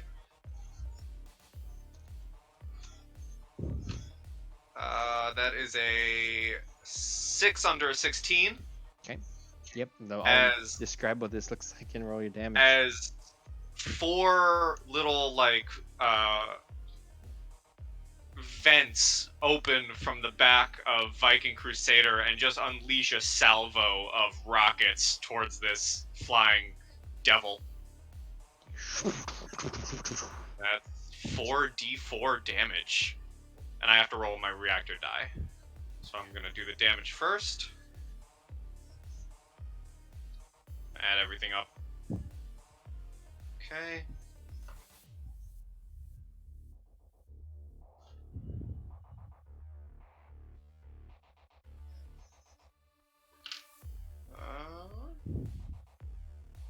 That is 8 total damage. Okay. That's pretty good. And then my reactor die. Oh god, I lost it in the darkness. Where are you? I believe that is a low. I believe you said anything under 3, that's a 2. Okay, a 2 is going to fail, so your reactor downgrades a little bit. Kind of, it's overdrive in the red zone as you're pushing it to its limits. What does that go down? So if, just one die category. So if it's a D6 down to a D4 or a D8 to a D6. Got it. All right. Okay. the kaiju is going to turn around, looking at the spider mech that just kind of nuked it from behind, and then kind of looking at the building. All of you guys are attacking it now, and it looks to see its handiwork. It's now like floating, batting its wings. It looks at the volcano that's erupted, and looks from the other volcano, which is still just smoking, and then it looks down at the spaceship that's landed. Let's see.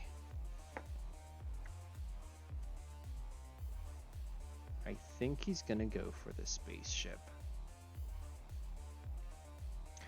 He is going to fly overhead and land down onto the cockpit of your Star Cruiser, and he is going to begin to try to rip at it. Now this would be something I get to roll for, actually. Oh, it was cocked and I undid it, and it rolled an 18 instead of a 5.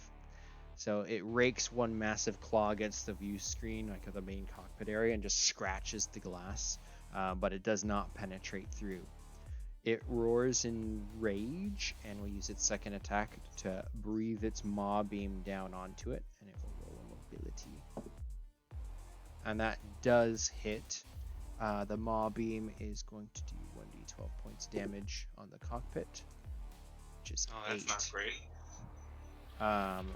That is what it's doing this turn, as you see the molten breath just spitting down directly onto the cockpit. That's its turn. Next over would be, I think I lost track of pretty much how the initiative was going. Todd, you can go because you were on top of the ship. Okay. I would like to fire my beam cannon at it. Okay. That is a 13 on the die, so +2, that would still be under 16. Okay, so that's a hit. That's a 4 +2, so 6. And then, because I'm garrison, the D4, and that's a 1. So, 8. Okay. Is it considered near to me? Yes, it's actually considered close because it's on top of the spaceship and you're kind of like straddling the walkway. You could reach out and touch it. Alright, so I'm gonna roll a reactor, and I just rolled a 6.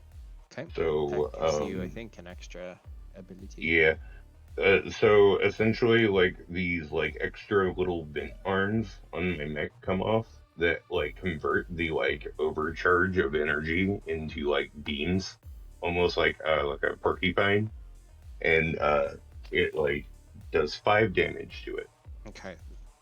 Now I believe that means I get to roll my garrison again, which is a 3.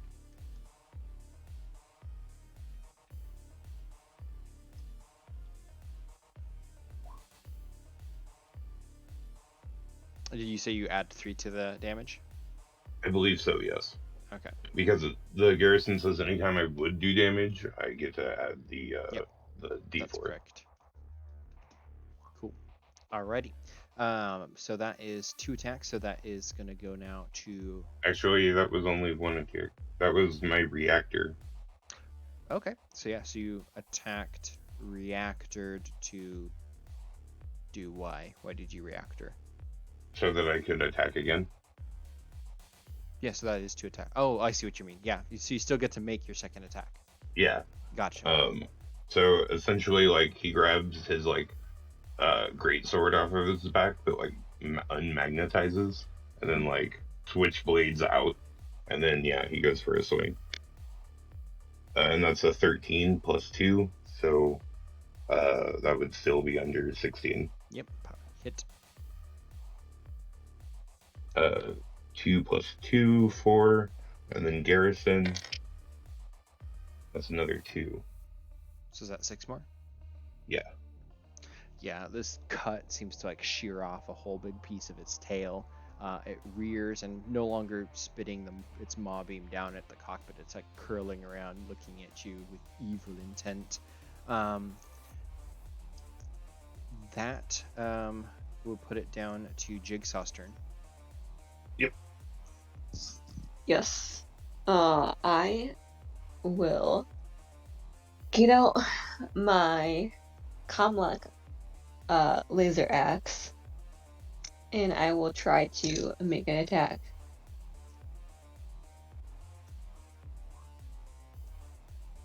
That hits. And then, can I use one of my reactors to make a second attack, or is that just Yep. So you Okay. first roll the damage. So I imagine because it's kind of crouched on top of the spaceship, you can either like kind of like run up on one of the spider legs from Grim Reaper, or you can like jump and like pull yourself up onto the spaceship and jump and attack, or however you want to do it. I think as you're the brawler, right? Yep. So you So could- as I can use my jumper jets. But Oh. would that be my second? No, so if you action? use the jumper just to just kind of like shoot up and do it, you can just do that.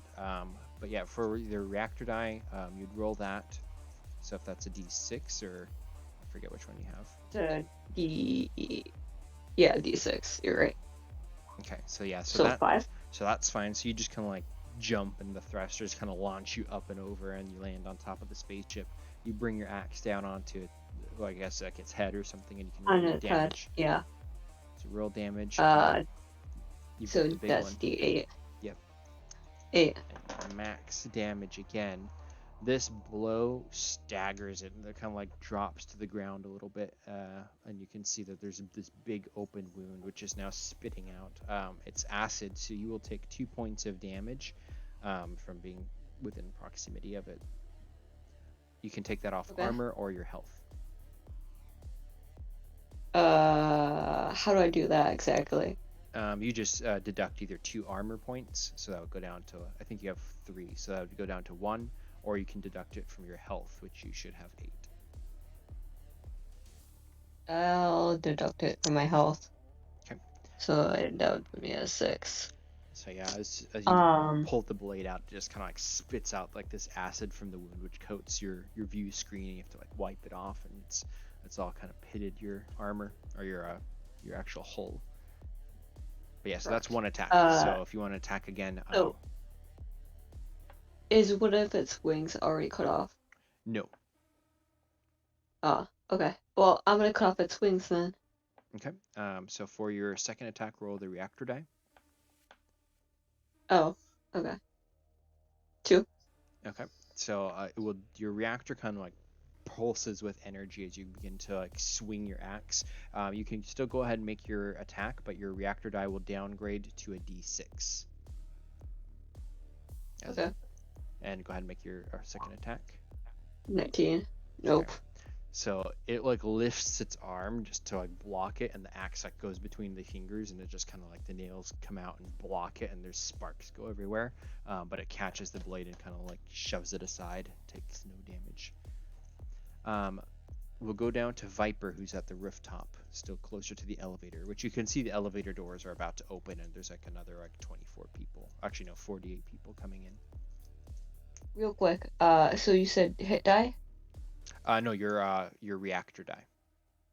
Then it would go down to a D4 then. Oh, you're right. So yeah, it's shrinks to a D4. Thank you, because I wasn't sure. Thank you. Yeah. So Viper. All right. I'm gonna open fire on this thing with a 7 out of 15 for power. And 7 damage. Okay. And if I'm able to, I'm going to use my, let's see, one of my abilities here. Okay, let's see.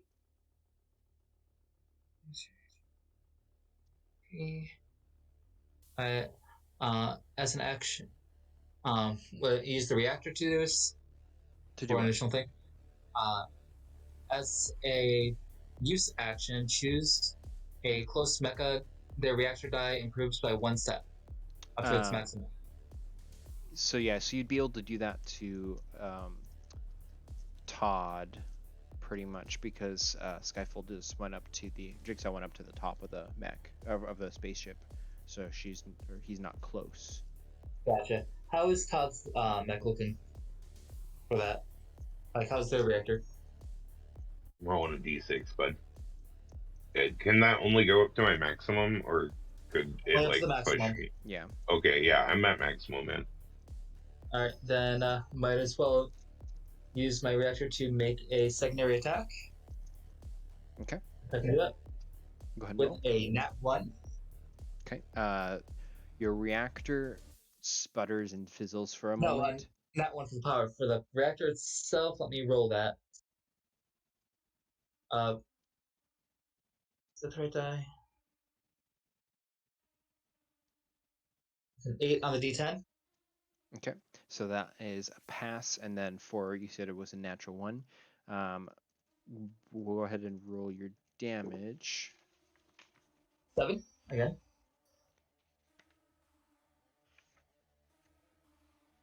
Seven damage. Yep.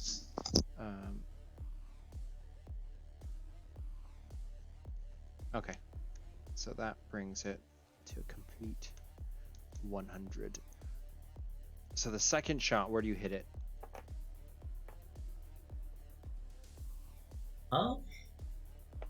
Probably aiming for its back. Okay. So your pistol just goes, and it hits it square in the back between the wings as it's now like turning to face Jigsaw, and it lets out another roar, and it kind of, as it does, it lifts its arms and extends its wings, and looks like it's about to let out another of those huge, like battle cry roars, essentially.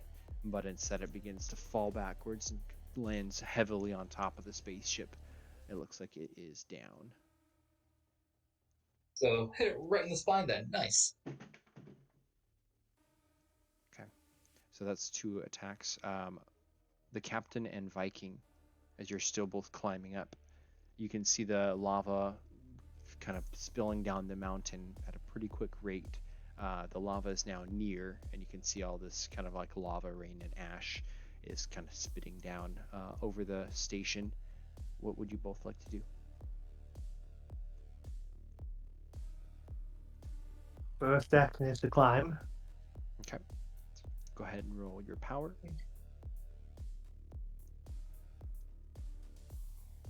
6 under 15. Okay. So yeah, with 2 big mighty pulls of your mech, you kind of arrive up onto the top of the research facility. You are now at the top. How close is Viking Heavy or Viking Heavy was in the last game? A Viking Crusader. something Crusader. Viking Crusader getting close to the lava. It looks like it's gonna make it on its Yeah, own. he's up to the research facility. The lava is coming to fill the valley at this point. He's not at risk of that, but he's still climbing. Alright, and for my second action, I will use Energy Seal that I can. Looks like I can reduce damage to me or a close or near mech by 1d4. This next round, but I have to roll my reactor. Okay. Who do you want to put that on? It'd be pretty much you, Viper, or the Grim Reaper, the Spider Mech. It says once at any point before the start of your next turn. So I thought I could decide when it happens. Oh, okay. I mean, it says use an action, choose yourself or another near mech roll. Oh, wait, let me do once at any point before the start of your next turn. Yeah, I think it's you choose now, and then it activates when they are about to take damage. I don't know if this thing is down for good or not. I guess he would, if he had to make a choice, he would probably, his mech's pretty badly damaged. He'd probably use it on himself. Okay. And then I Sure. roll a d8 and I just don't roll low or take it. So for you, did you choose a bigger Yeah, it reactor. says improved reactor. Okay, gotcha. So yeah, so roll your reactor die. So D8, and I rolled a 6. Okay, so yeah, you're fine. For Viking Crusader, you're climbing up, and you can see that the lava's again filling up in the valley, but you're above it still. It's going to take Yeah. basically 2 more actions for moving to get to the top, Okay, well, I'm still Unless- climbing. unless you have any other things you would like to do. Did the thing just... Is it dead? Question mark? It got shot and fell down. That's about as Okay. much as you would know. And I'm gonna keep climbing. Okay, so go ahead and make just 2 power checks, and then First a reactor one... die too. Okay, the first one's a 13 under a 16. Okay. And then the second one is a 7 under 16, and then reactor die. Yes, for 2 moves. Okay.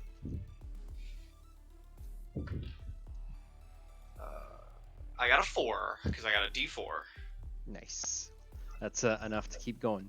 So you get to the top, you mount the rooftop, and as you stand, you look around and you can see the volcano. One of them absolutely just totally erupting, and you also see the elevator doors opening and another of the 48 people coming out. So I think at this point, you guys have saved.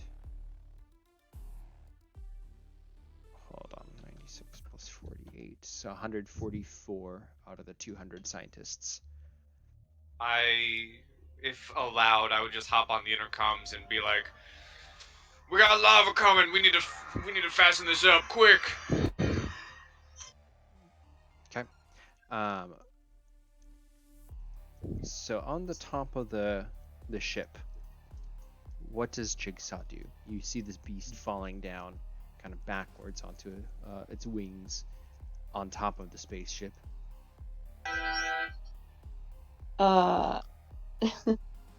I'm going to, if it already fell, I'm gonna step on its wings. I'm gonna hold it down by just like putting my feet on its wings, and then I'm gonna try to cut its head off. Okay. Go ahead and roll a power. Okay. Did it work? With a 19, you take a big, mighty Gimli style like axe strike down, and the axe hits the skin of the neck, and you can see that it's like hardens like a shell and almost like breaks the axe almost, but it skids over. But with 19, it's not a critical failure. So even if while it's down, it appears that it's still very tough to hit, apparently. I'm gonna use my reactor once again. So that's a D4, right? Okay.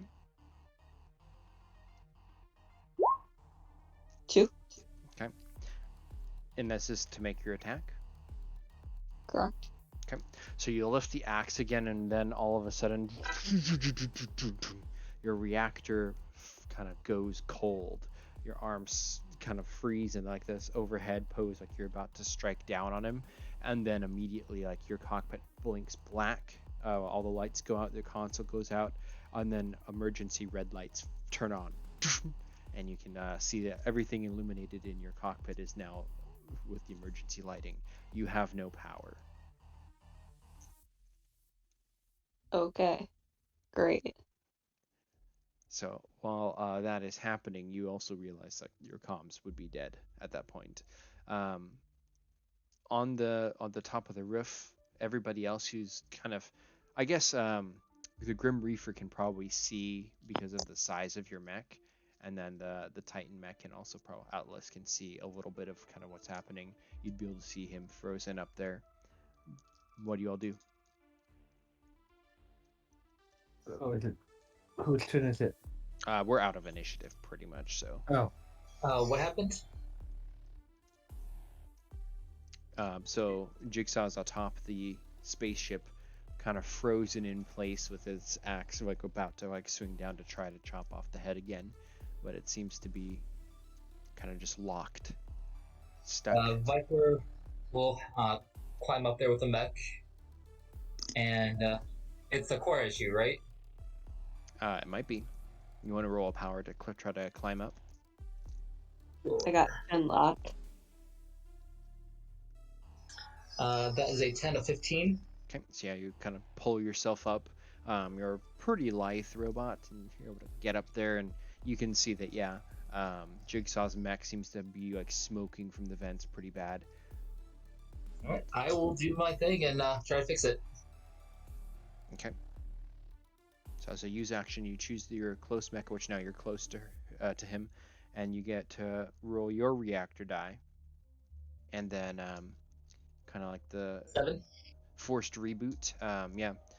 Jigsaw, your mech kind of like sputters back on, the emergency lights blink off, and then everything kind of resumes its normal color. Everything like powers back up, and you're back to a D4 for your reactor.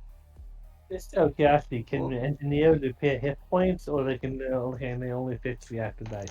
So the striker mech can repair the reactors. Engineers, as the pilots, they can do quick fix, which means that they use their armor to restore hit points. Oh. He is going to move his mech toward the ship, and as he does that, try to make re-establish contact with the base. Okay. Yeah, you hear static over the comms, but go ahead and roll another presence check. Maybe you can catch somebody else. Yeah, I think Viking 5 Crusader under would 14. also make his way to the ship. Are you is Viking wanting to go inside the hangar bay? Yeah. Okay, so you go back in. You're outside of the acid rain now, or magma rain. What was the commander's roll? 5 under 14. Okay, so you kind of flip through a couple different channels, but then you catch another person who is active, and they say, "This is Scientist Baker. How can I help you? Are we ready to take off?" This is your last step. How many more of your men need to get unaccounted for? There should be 200 of us. I'd have to count to see how many are inside. Then Prepare to strap in. We'll be I'm docking my mech now. I'm my pilot's outside, but I'll get the ship ready for pre-flight. But where should we strap in? We were told to stay in the corner here. There you go. Is this ship capable of carrying passengers or? The hangar bay, not really strapping in, I would say. The ship isn't designed for passengers. Find what you can. You're scientists, be creative. Can I take a look at the people in the ship? Yep. So you see this big group of scientists. There are right now 144 of them. Not that you're like individually counting or anything. You can roll a systems check if you want to just automatically know that. But yeah, they are all huddled in like the corners. A whole bunch of these white lab coats and bubbly looking like space heads. Precisely, exactly. But yeah, go ahead and roll a presence if you want to look to see their illness. Yeah. I have an idea forming in my brain. That is a 10 under 15. Okay. Yeah, as you kind of bring your mech in, you can see there's all these people kind of huddled together trying to be organized in even rows and everything. And you can see that through the face shields, they're all kind of have this red lines and sunken eye sockets and just weird. Is it all of them or like a select few? Everybody that you're looking at, especially if you kind of kneel down and kind of look at them all closer, they all have it. Okay. Interesting. Okay, I'm going to the entire time I'm kind of overseeing things, quote unquote, in this hangar on people, I am keeping my chain gun revved. Okay. So you're inside. Viper, you just kind of rebooted your pilot.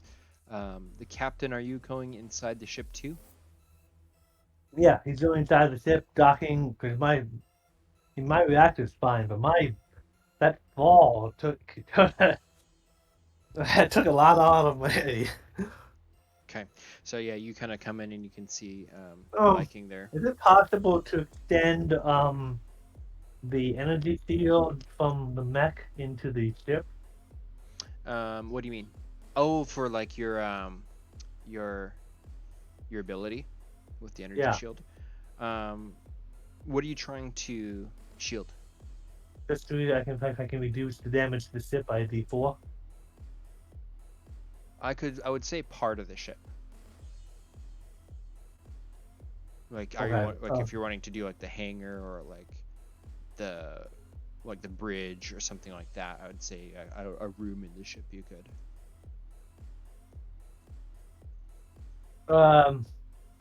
The kaiju hit somewhere with his wet blast. Yeah, it's Maw Beam. Wherever that maw beam hit, kind of reinforced the shielding, Okay. and then he's gonna exit the mech and make his way to the bridge of the ship. Okay. So I don't know if you saw it or not, but I think with a quick systems check, you'd be able to tell that, yeah, it had blasted a portion of the bridge.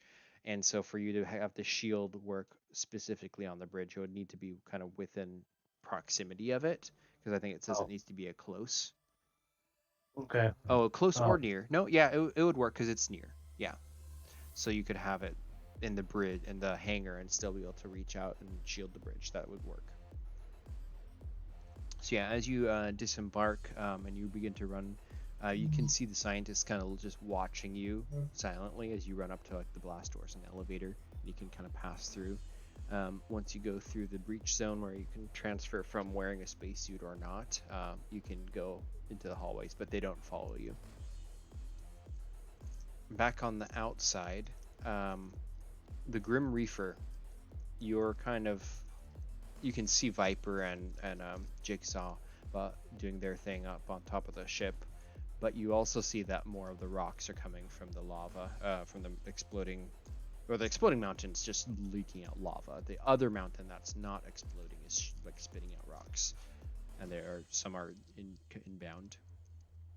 Alright, well, I will try to take a shot at any that's coming into our, like, their trajectories, like, heading towards us. Okay. A 7 on the die. Okay. Yep. Your cannon just kind of shoots out and blows apart one of these. We'll go ahead and roll your damage, actually. Okay. I rolled a 1 plus 2. So 3, and then Garrison, that's another 1. So 4. Okay. Yeah, that blows it apart. And then the final elevator doors open, and you can see a bunch of more burned looking crew or scientists as the final amount. Could I run a systems on these guys? Because they look odd. Like, I Yeah, mean, they do. You want to scan them? yeah. So that's a 5 under 14. Okay. So you can tell without being like in a med bay, like scanning them with your ship, they're definitely humans. They have a lot of weird signatures, like some of their heart beats, for example, are like too fast and some are too slow, and like they are all feverish and stuff like that. At least their temperatures are like very high, that type of thing. I'm gonna relay those readings to the rest of the crew and be like, "There's something off about these guys. Like, we should maybe keep them like, in our view."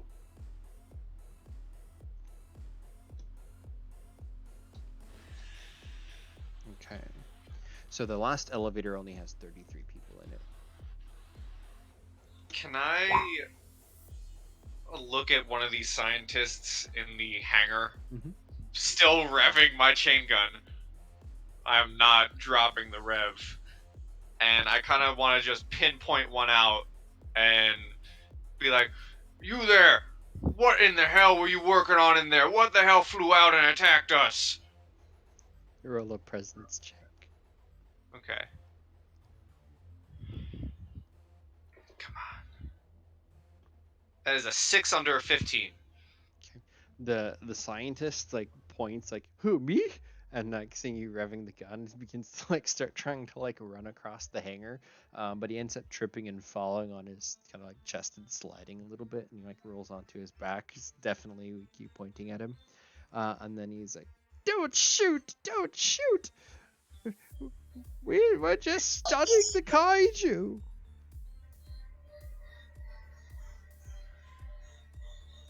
Oh. There walks a thin line between cultist and scientist. I just look down at him and I say, "That's something you usually warn someone about when you're calling for help." At this point, the other like 33 scientists are like pouring into the hangar, and they kind of like pause looking at you with your gun on this guy, and he continues, and he says, "Wait, we're doing anything wrong. These kaiju are just resistant to heat, and we're trying to see if we can emulate those biotics."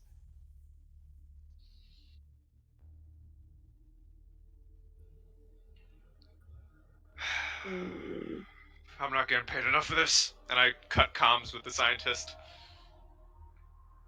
Hashtag relatable. He begins to like pick himself up and like very scaredly like run back to the group where maybe Oh he'll no, be safe. he better be scared because I'm still revving the chain gun. Yeah, the other scientists are like pausing on the ramp, like they're not sure if they're supposed to go in the ship or like are you about to shoot them, and they're kind of like end up not sure what to do. For the top of the ship, Viper and Jigsaw, are you guys gonna get off the ship, or the kaiju is still like sitting there on top of it? How heavy is it, and is it still extremely hot? Everything is extremely hot. The kaiju is like sizzling because it's innately hot. It hasn't moved since it's fallen on its back, and it is enormous. We'll get. Can the ship fly high enough with it on it to like dump it off? Maybe. You could do a systems check, or you could maybe ask the pilot. Might be able to answer that better. Yeah, we'll basically ask the pilot. So you think you can just dump this thing off with the ship itself? Sure, but let's cut its head off first, Inside. because we don't want it to come back. Okay. Now With do your reactor is now up and running again. Do you want to take another attack on it? That'd be power. Sure. Jinx. Okay. 8. Yep. Go ahead and roll your damage.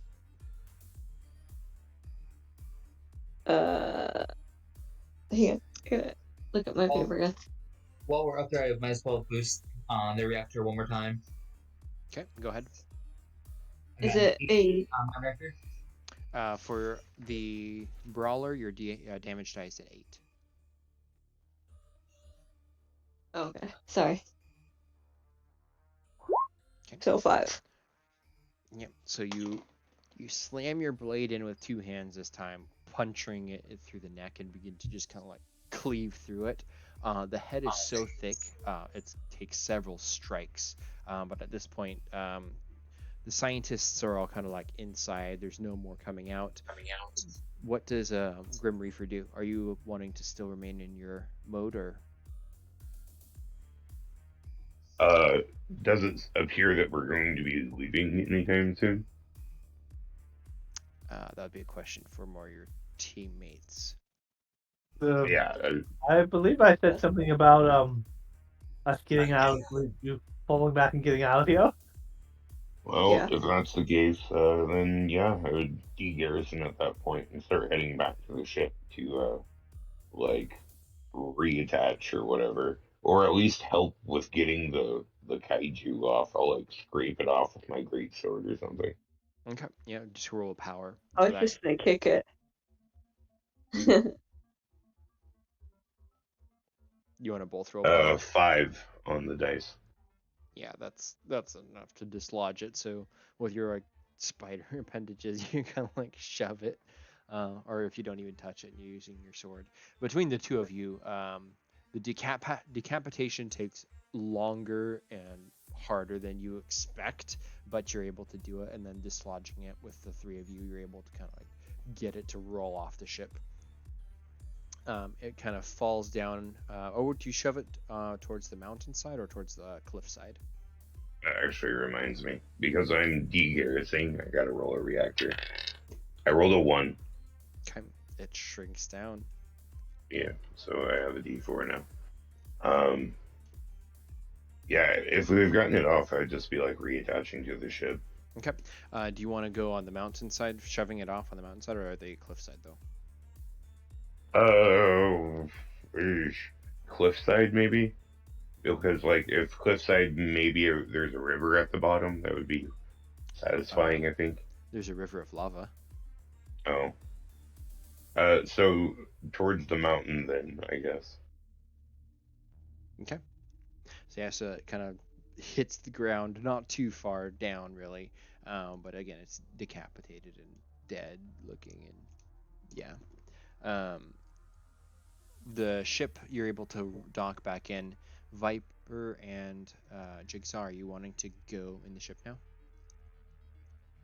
I imagine also Yeah. that Grim Reaper is still continuously blasting these falling rocks out of the sky. Yeah, and like staying in my self-contained location and not going inside the ship. Yeah. Okay. So at this point, the river of lava is increasing. You can hear outside externally, like the warning klaxons of the research facility as the lower levels begin to get swallowed up in just magma. The lava pouring from these volcanoes is extremely fast pouring out, and it's not ending. Only one of the volcanoes has erupted this way, however. The other one is still just spewing out smoke and rock debris. But you can tell that the rising lava is going to be pretty much up to the top of the research facility fairly quickly at this rate. I need to know what Viper and Jigsaw are doing. Viper will be hitting them. So you're going in the hangar? Yeah, I was gonna go in the hangar and then get on my mech. Excuse me, my mech. Okay. So yeah, you go in and you kind of see your mercenary friend kind of like keeping his chain gun ready to go on the scientists if needed. Do you just kind of like ignore that, like dock and disembark and go up to the pilots as well?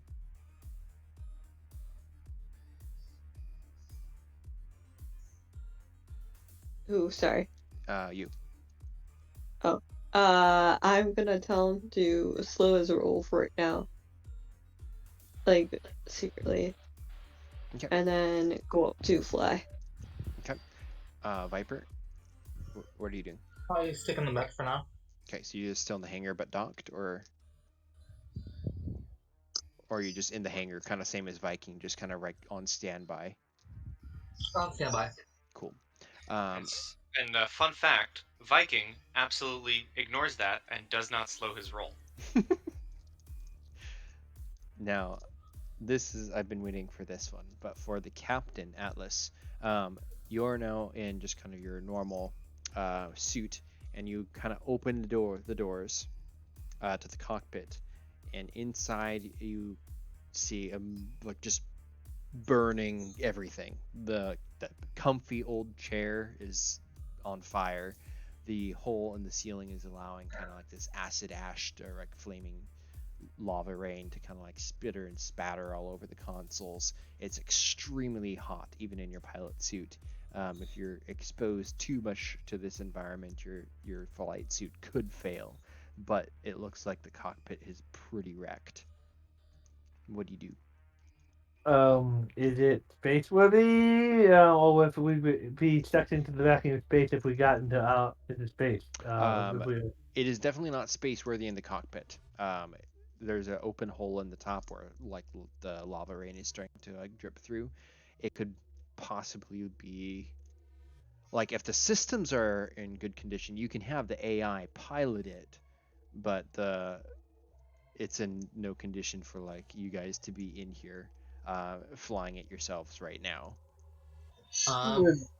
Check If, to see if the AI can fly. And if not, he is gonna call his engineer.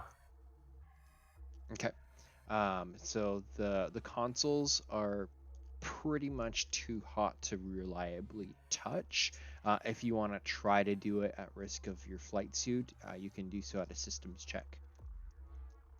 Can he close the cockpit door and go to a computer in the in? Oh, from an externally from the cockpit? Yeah, see if the systems are still intact. Okay, yeah, you can run back over, roll the systems, and I'm going to give it disadvantage for that. I rolled a 6 and a 12, and my system is 13. Okay, yeah, you're able to kind of like backdoor, kind of log in from the hallway terminal, and you can access it. Everything is functioning.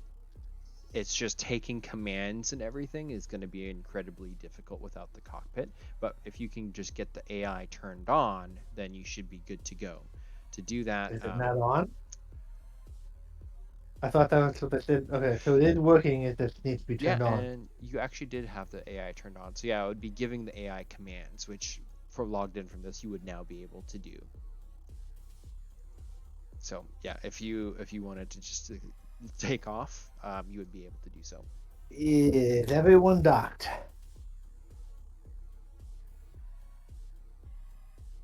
Are all the mechs docked?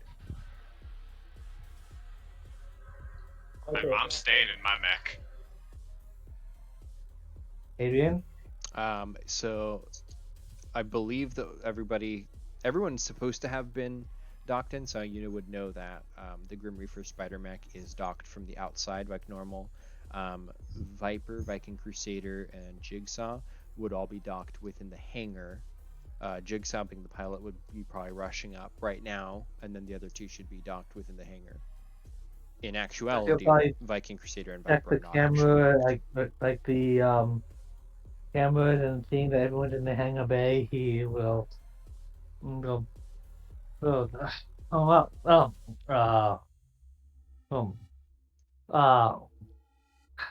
would definitely would say he said this. Like, all right, I'm gonna keep your hand and arms inside the hangar bay, and away we go.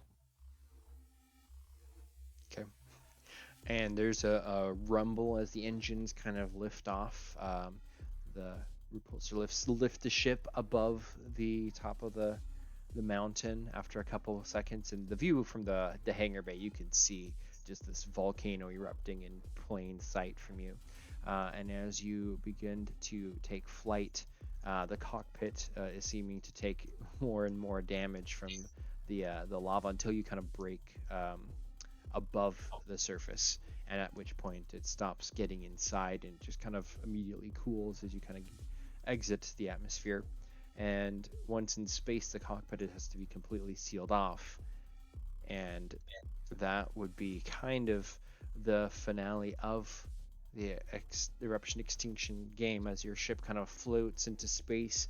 The cockpit's still kind of like this big blown out hole, but the AI is able to kind of pilot it, and probably through some mechanical checks, you can make an alternate cockpit set up as like a backup where Call both Viper and Sig. I was about to say, if Viper is able to go out in the mech, Michael do repairs.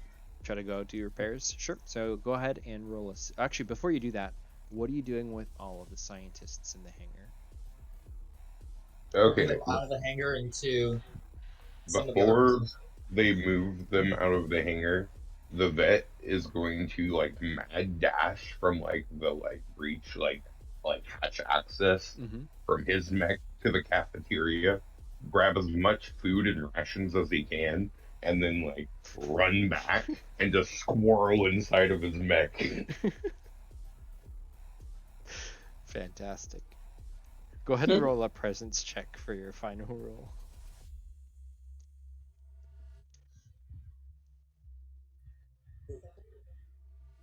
That would be a 12 under 16. Yep, you're able to take all the good snacks. Okay. He would call Viper and Jinx into a meeting about the whole not having a cockpit situation and trying to figure out how to do that, and ask Viking to keep an eye on our guest. Okay. Appropriate.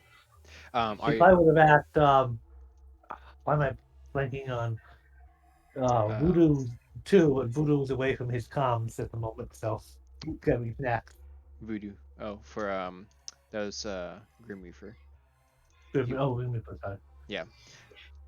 So Grim Reaper is camping out in his mech for the trip. Viper and Jigsaw, are you both wanting to go out and make attempt repairs before going into hyperspace? Sure. Okay. Yeah, that's probably a good idea. Okay. So go ahead and both of you roll a systems check. I got a 3. I got a 2. Oh, and 16. since I'm on the outside and like in a weird way Oh. acting like a secondary like cockpit at the moment, I would be relaying data to them to better like run the AI or whatever. Yeah, fantastic.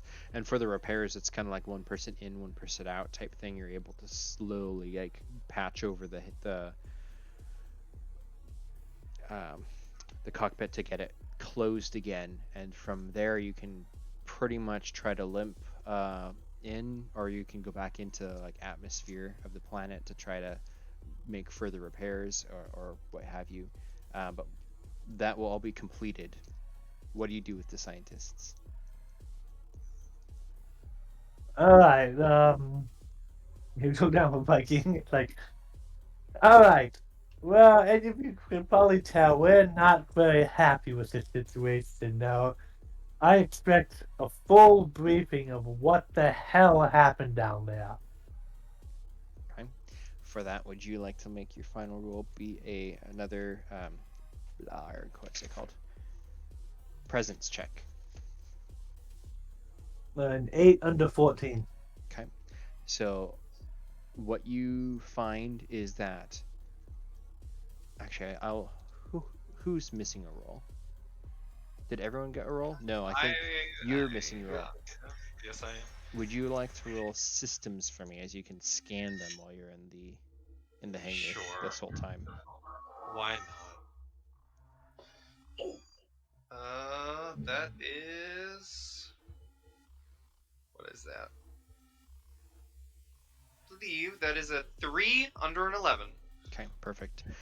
So probably the scan happens before the captain goes to talk to them, but you can find that they have some sort of lava sickness, where via whether it's self-induced injections or what other research they were performing, they were trying to emulate fire resistance and other character traits that you could get from some of these kaiju and try to emulate that into the human form.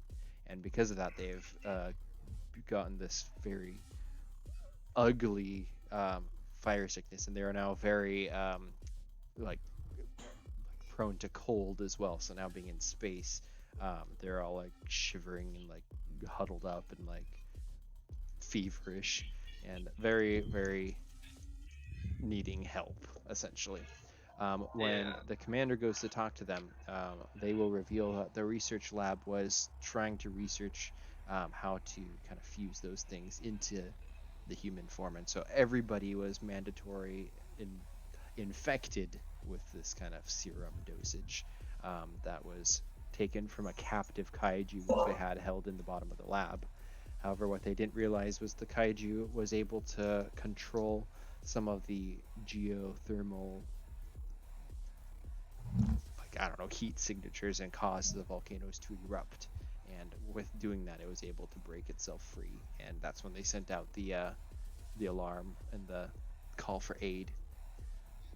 And My mind is immediately thinking that these people, they're just straight up like half kaiju.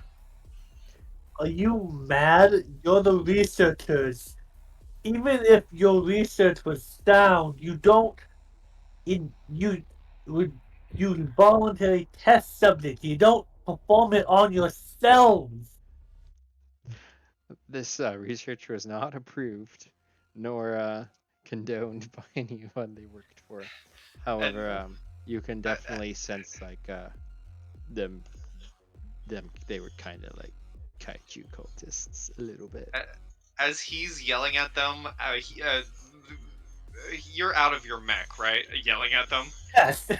Yeah, while he's yelling at them out of their mech, I just rev up my chain gun once more, and I'm yelling at them with the full booming voice of my mech's like sound system, and I'm like, "You could have gotten us killed for your goddamn stupidity."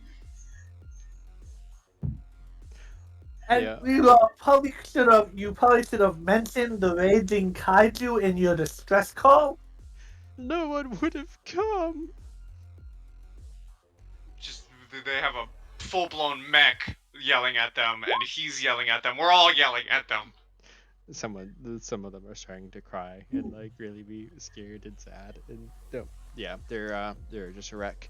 And so as you are making emergency repairs, dealing with this hangar bay full of 177 psycho scientists, the camera kind of like zooms out of the hangar bay doors to where you see the sparks above the repair work being done on the cockpit, and then the camera zooms down to this red planet, and as it kind of zooms in through the fog of the clouds and through where this volcano is erupting, you can see now the research facility completely submerged in just magma, and then a claw pokes out of the lava, and then another one holding its head, and the kaiju pulls itself up from the lava and begins to set the head back on its neck. And that is where we end tonight's game. I called it. Dun. Oh, it was healed by fire. Dun dun dun dun. Thank you all for playing Eruption Extinction. That was a fun game for me to run, and thank you all for playing it and learning MechaHack. I had a blast. You were all awesome. This is a lot of fun. That is so awesome. So maybe in the future we'll see what other tales can be told of this motley crew and wherever they get stationed next. But until then, I That would shall be end the awesome. recording, and we will see you all in the next one. Woo!